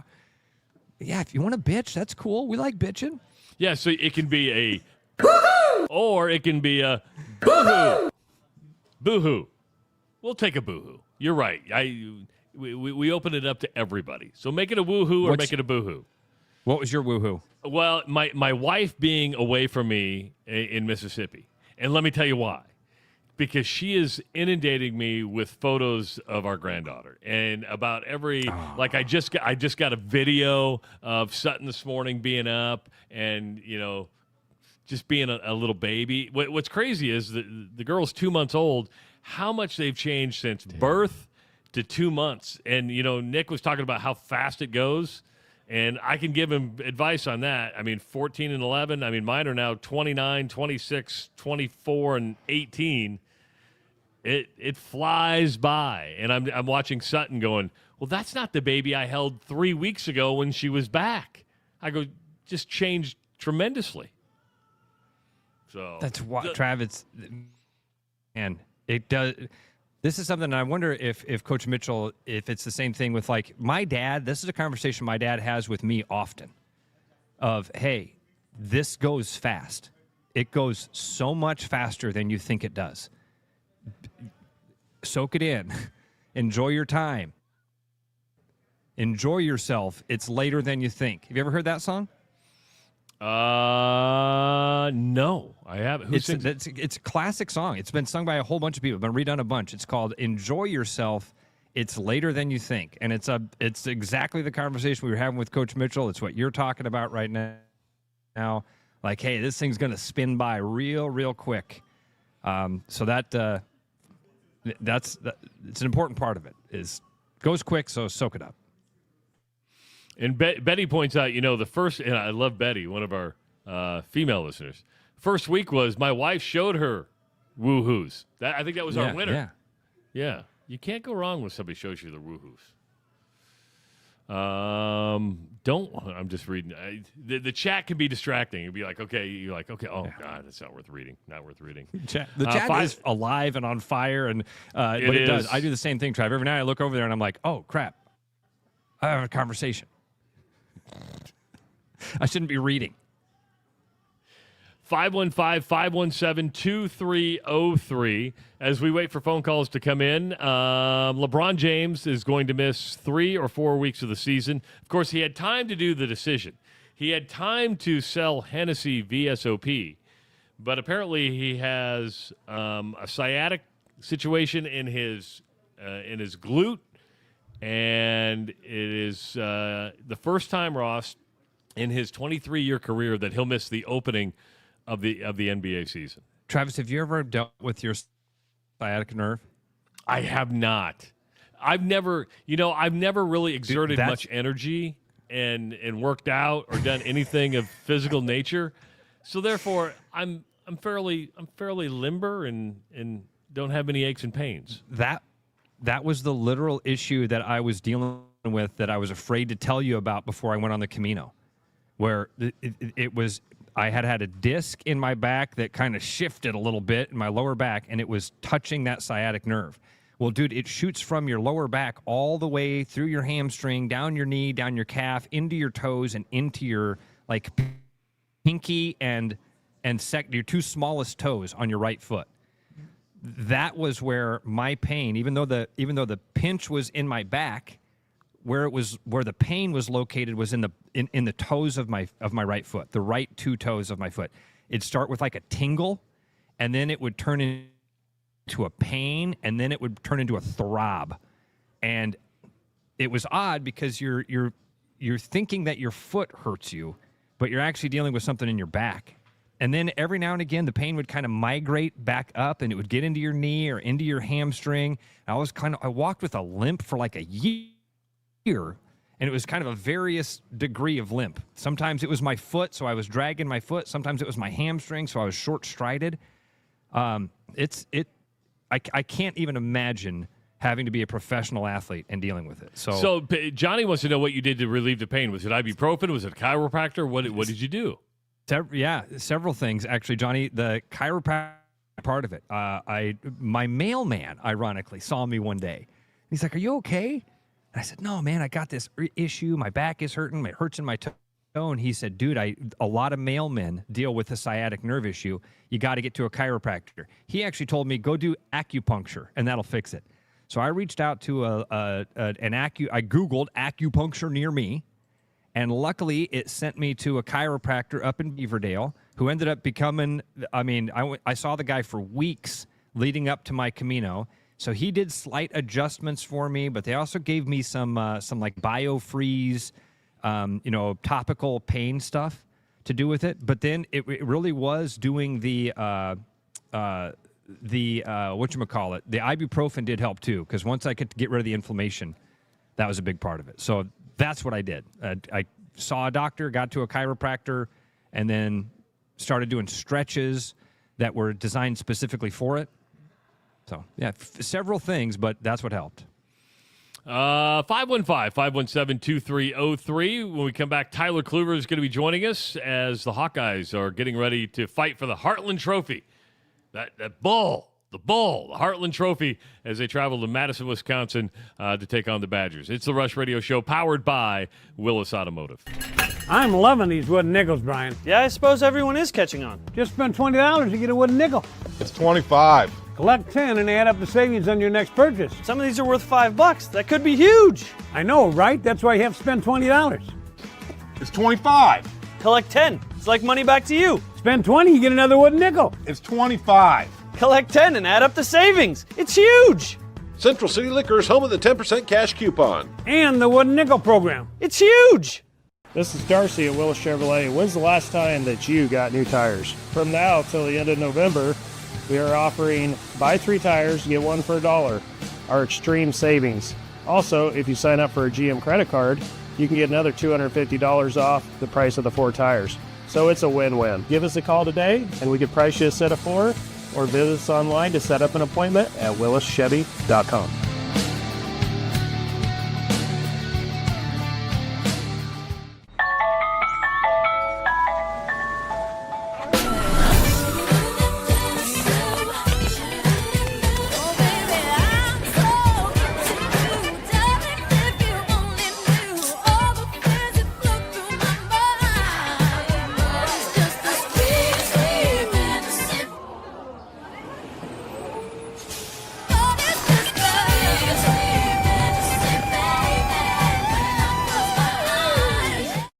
After Hawkeye football games this fall, Travis and Ross are right where they belong, with you taking your calls and giving unfiltered feedback. Right after Hawkeye football games, it's the Black and Gold Rush on the RushRadio.com, the TuneIn app, and on YouTube. Missing a quality home-cooked meal? You know, the kind Mom used to make? Lucky for you, we found her recipe book. Welcome to the High Life. Welcome to the Champagne of Bars. Every business has priorities, and Priority One Heating and Cooling is no different. As a service provider, we prioritize quality air conditioners and furnaces that will keep your home at your comfort level year-round. As a small business, we prioritize doing things the right way and treating people fairly. As a truly local business, we prioritize our community. As a veteran-owned business, we prioritize duty and commitment. For big business service with local value, trust your home to the place where you are always Priority One.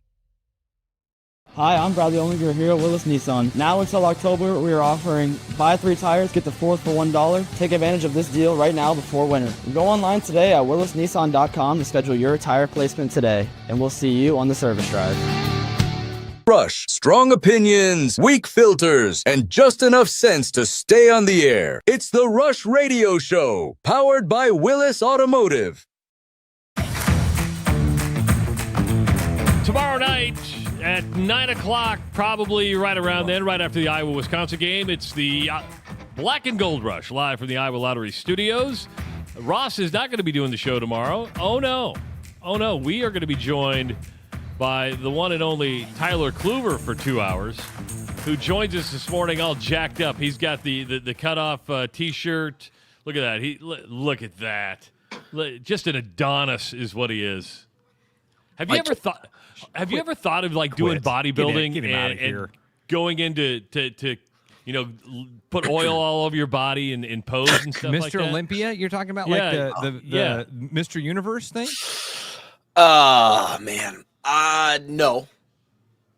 Genetically, I might be built for that, though. I would agree with you. I actually have a former friend, not a former friend. He's still a friend. He was on TV over here in Omaha, but his son does that, and I'm like, I mean, it's kind of freaky to me. I remember I was little. I'd get when Arnold Schwarzenegger. There would be magazines that would like highlight these guys that had these bulging muscles, and you didn't know they were roided out at the time. But I would agree genetically. I think you're into it. Let me talk about Schwarzenegger for a minute, because I had a buddy for a long time that was a power lifter, Tyler. I don't think we've ever talked about this. I had a friend that could bench press 500 pounds. I think you mentioned it once before. And he would... You've done that? Oh, I told you that? And the guy was crazy strong. But he will readily tell you it wasn't natural. Sure. Like, can you look at a guy and know if he's taking something that he shouldn't be? There's definitely some people you can tell. Okay. I remember my wife and I went to, where were we? I think it was on our baby moon before our first child was born. We were in San Diego. What a great thing to do.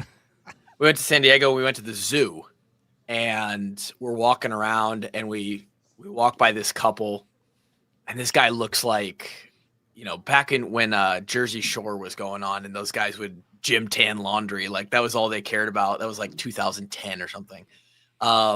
And I was like, well, that's what you get when you take exogenous substances. That guy is massive. You can't do that naturally. There are people who like genetically are just on a different level. And that I'm not that person. I'm a very average, like you look at me in a t-shirt and it's like, yeah, that guy's just a normal guy. There are some people who are just genetically gifted folks. I played with several of them at Iowa. Who then you match that with the steroids, and that's how you get the best of the best when you get into that bodybuilding world. But Travis, to answer your question, that is a world that is, for me personally, other than looking good, there just isn't a lot of positives around that lifestyle. I mean, those guys they are alien big. Like, no one thinks that looks good outside of themselves, outside of them, right? There are serious body issues going on there. There's serious substance abuse issues. Who know, like, a lot of bodybuilders die early. Like, you hear about one just about every year who dies at like 52. And you're like, well, that's what you get when you take human growth hormone for 20 years and testosterone and every other, like all the substances. So no, I've never considered that. More of a scatterboot type, just natural, just... He took his pads off last night during an interview. Lunch pail. That's what I am. I'm lunch pail. We were talking about Scatteroo earlier. He's just one of those guys. It's hard not to root for him. Just the way he plays and the way he talks, you're like, God, I don't want to like him, but I like the guy. He's a dying breed. He's one of a dying breed. I want to bring this up, and Nick asked the question: have you seen Cocaine Quarterback yet on Netflix? Kluver? 2 weeks ago, when you suggested it, I went and watched. Did you watch it? Of it. I watched the first episode. It's good.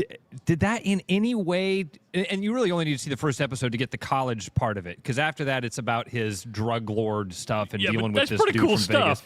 Vegas. It's cool, but But the Tyler stuff, I feel like, was all in that first episode, where basically they say, the USC team, these guys were all jacked up. So it's funny because that wasn't too far ahead of when I came in. Like this, I think they were talking about, like it was Lendell White, and it was Leinart, and it was Reggie Bush, and that was 2006, right? So I came in 2013. It was 7 years later. But that was nobody was doing that at Iowa. I mean, like, and different program run by different people. And I think I happened to catch the turn of when they started really hammering down on drug testing. Drug testing's interesting, and I don't know what it is anymore. You only got tested once a year by the NCAA as a school. And that didn't even mean that everybody was going to be tested.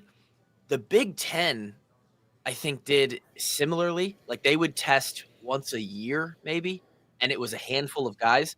Now, Iowa specifically, the school can administer in-house drug testing as much as they want, police their own program.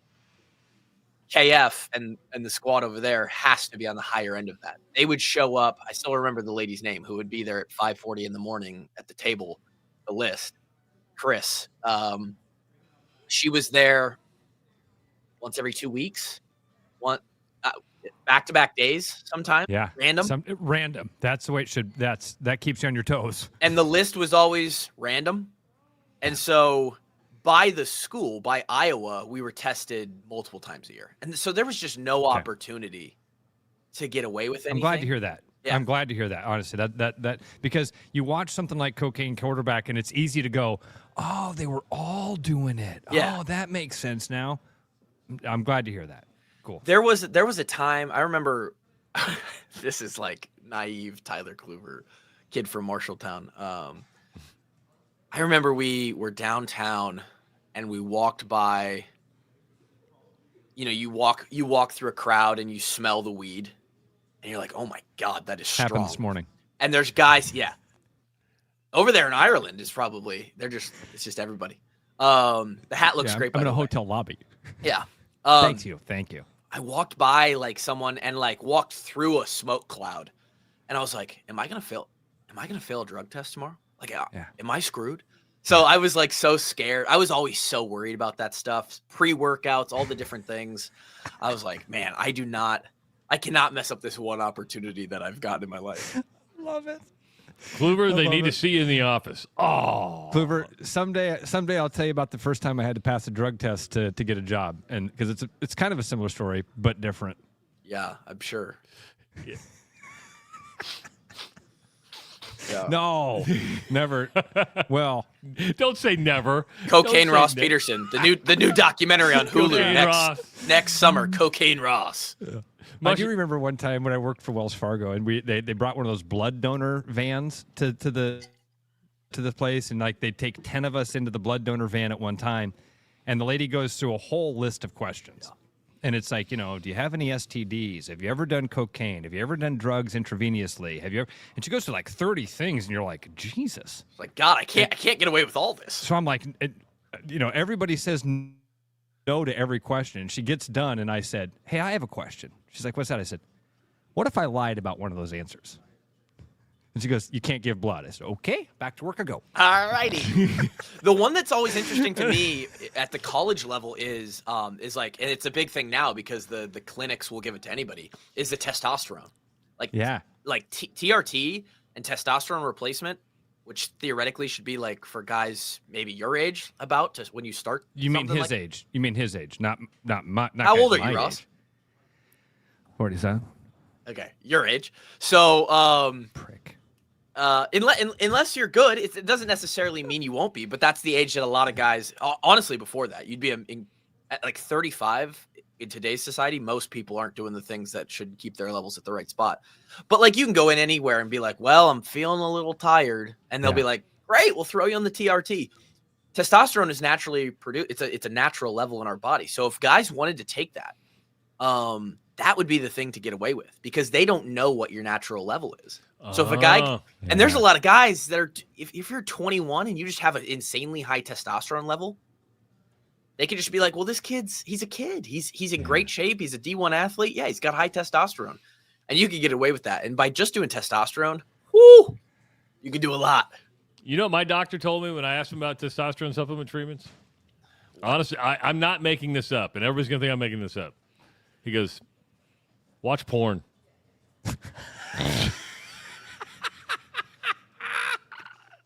That was my doctor. Your doctor's an idiot.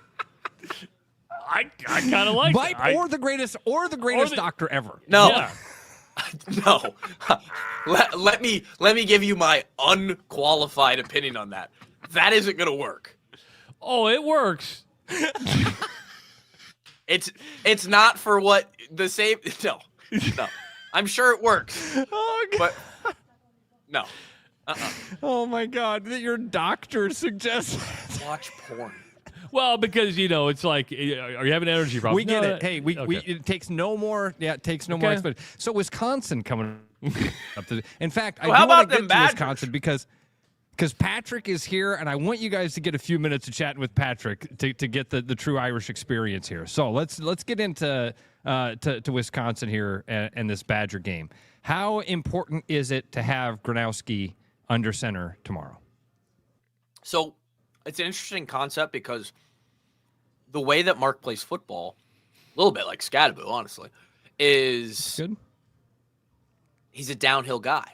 He's the element that he's provided for the Hawkeyes is like, oh, this guy can run the ball too. He's a threat. And if he can't decelerate or he has issues with that, or even just the confidence of not being able to do that, and that affects at all the way that he's going to play the position, then do we have Mark Gronowski? Right? Now, to be fair, I think what he's shown throwing the ball, especially last game, where he can just, if he wants to, he can sit in the pocket and pick apart a defense that's going to give him some holes. Like he was, that Indiana defense, he was getting them on third down a lot. Finding 7 yards when he needed 5, finding 10 when he needed 8. He's a capable passer more than what we've had in the past couple of years, and that should feel good. But yeah, I don't know if you have Gronowski, if you don't have Gronowski at full Mark status where he can run downhill and put his shoulder down and put his foot in the ground, then I don't know how much it very much so is going to come down to, are you really good? Like, do you really feel okay? Because if you're not, and you're not going to give us that element, then maybe it's not worth the risk. And wildly, this Wisconsin game is like the one game on our schedule this year. If you would have told me that in 2015, I would have been like, what happened? That you could probably maybe get away with playing a backup and win the game. Wild. Yeah. How quickly that turned with Wisconsin. Where now it's like, hey, look out for Indiana and Illinois. Yeah. Hey. It changes. It can change. Waves, ebbs and flows. Well, Tyler, we've said it over and over, man. It's not the places, it's the people. Yeah. Alabama doesn't win because they're Alabama. They win because of Nick Saban. Baylor didn't win because they were Baylor. They won because of Art Briles. Yeah. Like, it's the people. People are very important. And that's most important. Ultimately, that is what our podcast, our show, our brand has tried to lay the foundation of and continue to harp on about, Coach Ferentz, he wins. We can only win 8 games a year, 9 games a year. Oh, we can never ascend to the top. You're never going to find better people. You're never going to find better people than Coach Ferentz, his staff, and the kids that he brings in as recruits. It's a people program, and there just aren't a lot of those left. So. Well, but the demands are changing too, right? People, I mean, the demands are changing, and we were talking about earlier how maybe the model is move bowl games to the beginning of the season, so when the season ends, number 3 against number 4, you start with a game because the bowl games now are meaningless. I mean, it's like, okay, you lose, especially if they go to a 24-team playoff, right? Bowl games are going to they're meaningless now, but now you're like, okay, what if you want to schedule a Power 5 or 4 team early anyway, move it to the beginning, have the NIL part of it to where, okay, we're going to pay you guys to come play in this game, and then you're starting off with a good opponent, or what is perceived to be a good opponent. The game actually means something on the schedule, and you play the bowl games at the beginning of the year, and then you get to the college football playoff. And most importantly, the athletic department makes money. Yeah, I was listening. I heard that. I hopped on. I always turn the show on while I'm feeding baby boy before I take him off to daycare, and then I hop on. And I heard you guys talking about this, and I thought, what a interesting concept. It's what we do. I know. You guys are just game breakers. Unbelievable what's going on here on The Rush. Can't wait for tomorrow night, by the way. Oh, good. I'm glad you're looking forward to it. Took a nap on Monday to start banking sleep for it. I don't. So there would be an adoption period where that would be very weird, and that's like with anything. I don't know if it would work or not. It would be hard to have most of these bowl games attended less or cared about less than they currently are. So you're almost to a point where, hey, why not try it? It's an interesting. You're talking about in a scenario where this would be game one of the schedule to start the following year. Yes. And it counts. Yeah. I would be down to try that. Absolutely. It's weird because you finish your season, you're like, okay, what do we get for this? And then you're like, oh, in 9 months, you get to play South Carolina. That's really weird. It's a weird reverse because it's like, okay, as an incoming freshman, you're going to get this cool experience that you didn't deserve. But as an outgoing senior, you're going to work really hard for this reward that is passed off to the next group of guys. That's a great point because this would have affected me greatly.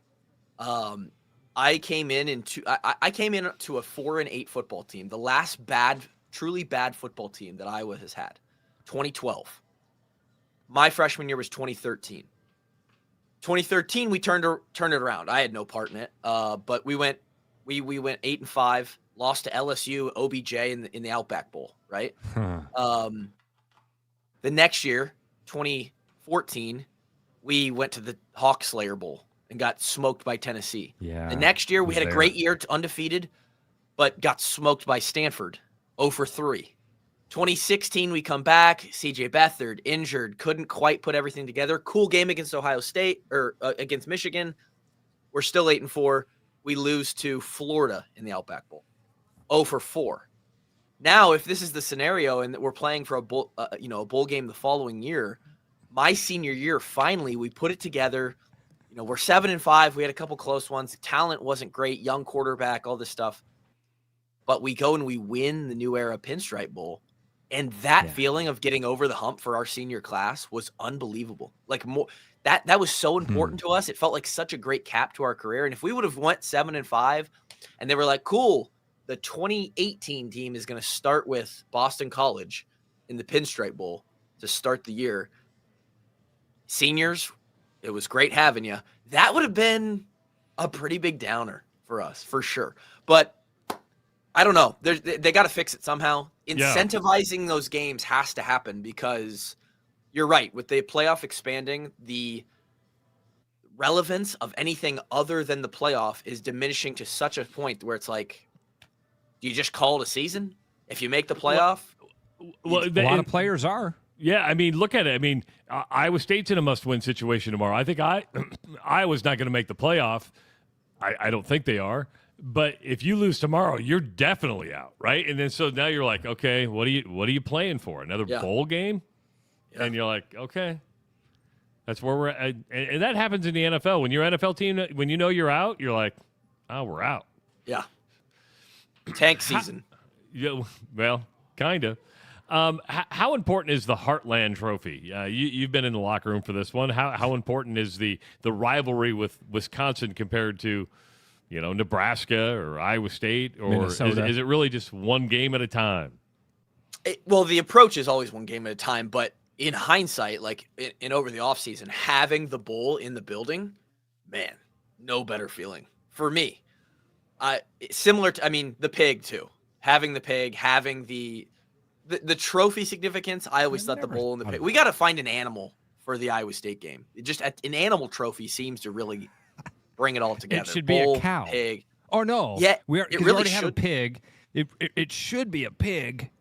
Well, probably, but remember the Pewter family tried to make it a corn cob. That didn't work out. It's fighting over the corn cob. I don't know about that one. Yeah. But a cow would be cool. It'd have to be a heifer. Yeah. Yeah. Having those trophies in the building, very, very important. A symbolism of like, hey, all the work we put in this last year, it culminated in this victory, success over another team that's putting in their full effort like that. It's big. And it's a signifier of, hey, how did that season go? Most of the time when Iowa wins its trophy games, has a good season or a respectable season. Tyler, I'm glad we talked about that, because I never thought about the players' emotions of those trophies. To me, trophy games as a fan have always been kind of silly. You want to win every game. As a fan, I never want the Hawkeyes to lose. So it was never like, oh my God, we got to win Floyd of Rosedale because 2 governors 100 years ago made a bet. That was always silly to me. But I had never thought of it. That's why I love these conversations with you, man. You give us this really good perspective of like, no, man, inside the locker room and inside that facility, when you walk in and you see those trophies, it does something subconsciously where you go, oh, yeah, we won. We are winners, and we got to work hard to keep winning. I'm glad you said that. It's a thing where, yes, it is just another game. It means just as much as Northwestern does on the schedule, technically, right? But it's a game where when it's for the trophy and it's every year, now there's history to it. You know it's coming every single season. And in the end, I think I find this out more and more every day, is we're really simple creatures who will rally around some very simple things. And if you just put anything to play for, people will fight for it. To say that they're better at this than the other person or the other team. So yeah, it's it means a lot. And when the symbolism of an empty trophy case, or at the state fair when they take those trophies to the state fair and it's in Iowa State's booth instead of those things matter. It's part of it's part of branding. It's a part of establishing yourself as we're the guy. We're that guy, not the other team. So yeah, there's some chest puffing. It's very ancestral, very scataboo-ish. Very scataboo. I don't want to end the conversation, but I don't want you guys to miss this opportunity. Okay, Yeah. Can I hand the microphone over to Patrick and have you guys chat with him? Travis, would you want to do this? Sure. All right.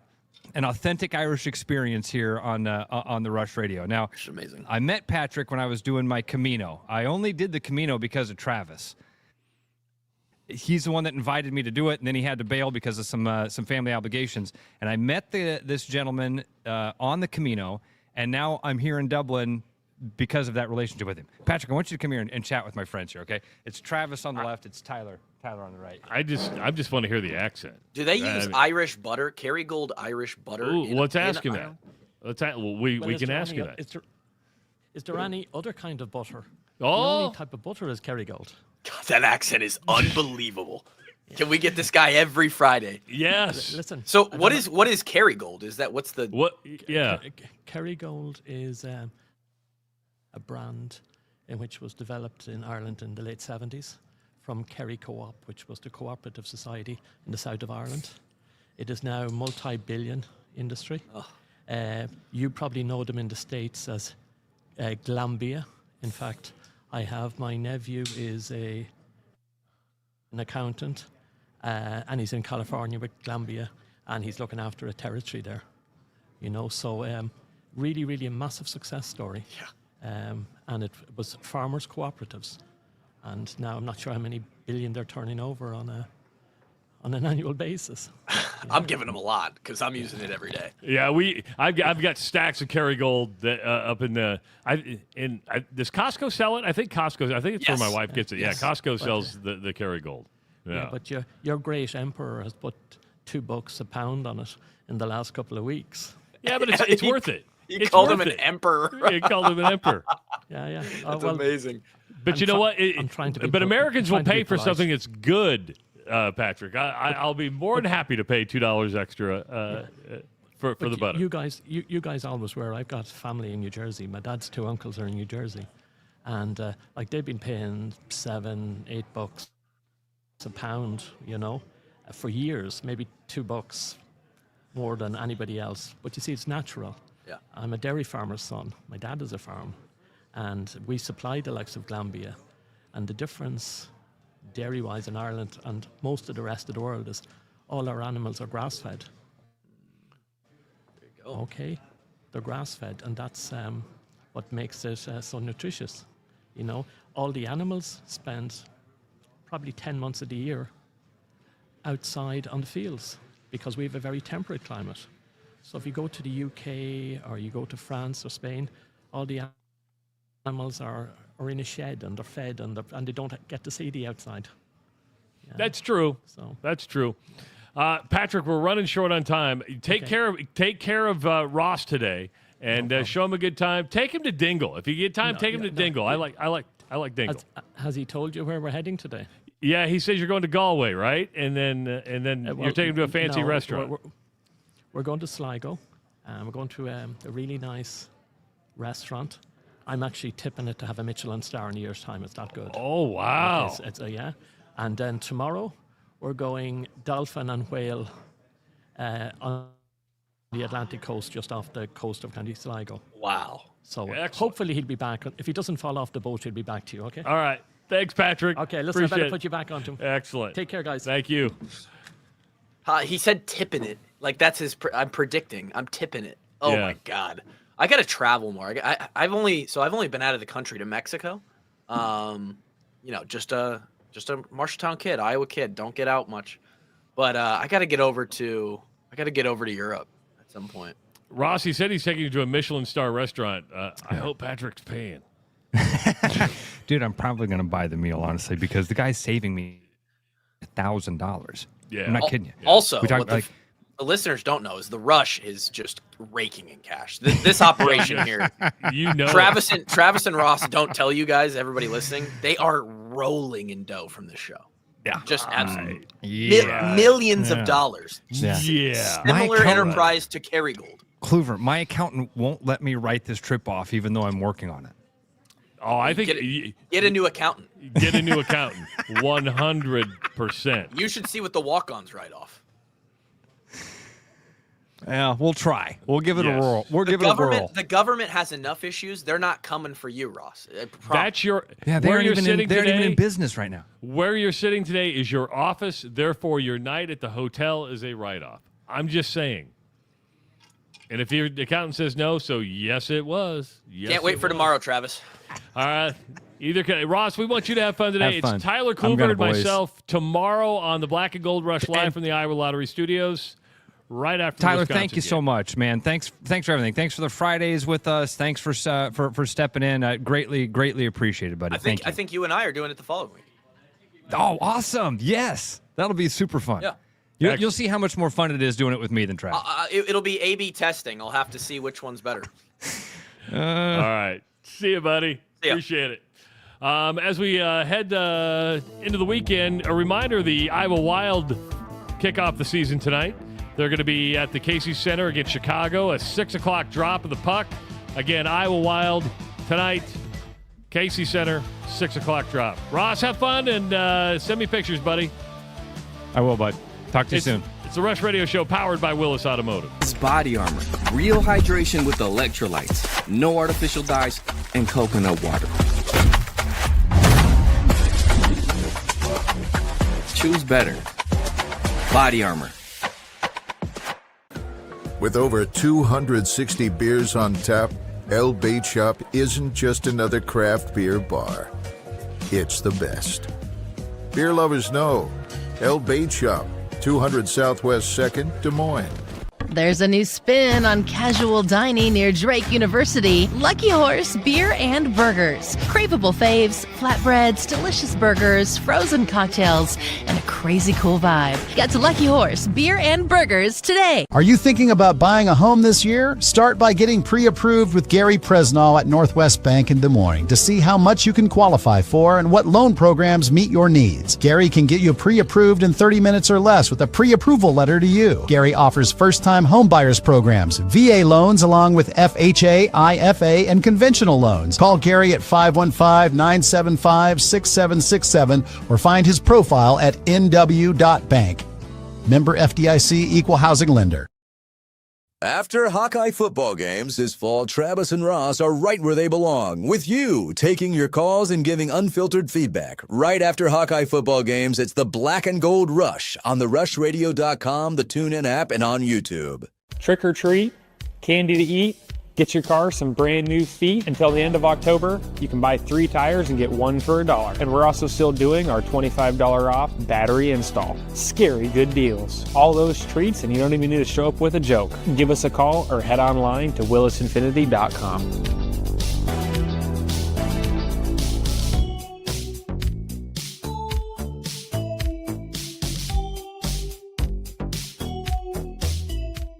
bread is made from scratch, freshly baked with locally sourced ingredients and love. At Big Sky Bakery, we take great pride in our delicious products. We know you'll enjoy them almost as much as we enjoy baking. Looking for the perfect golf escape?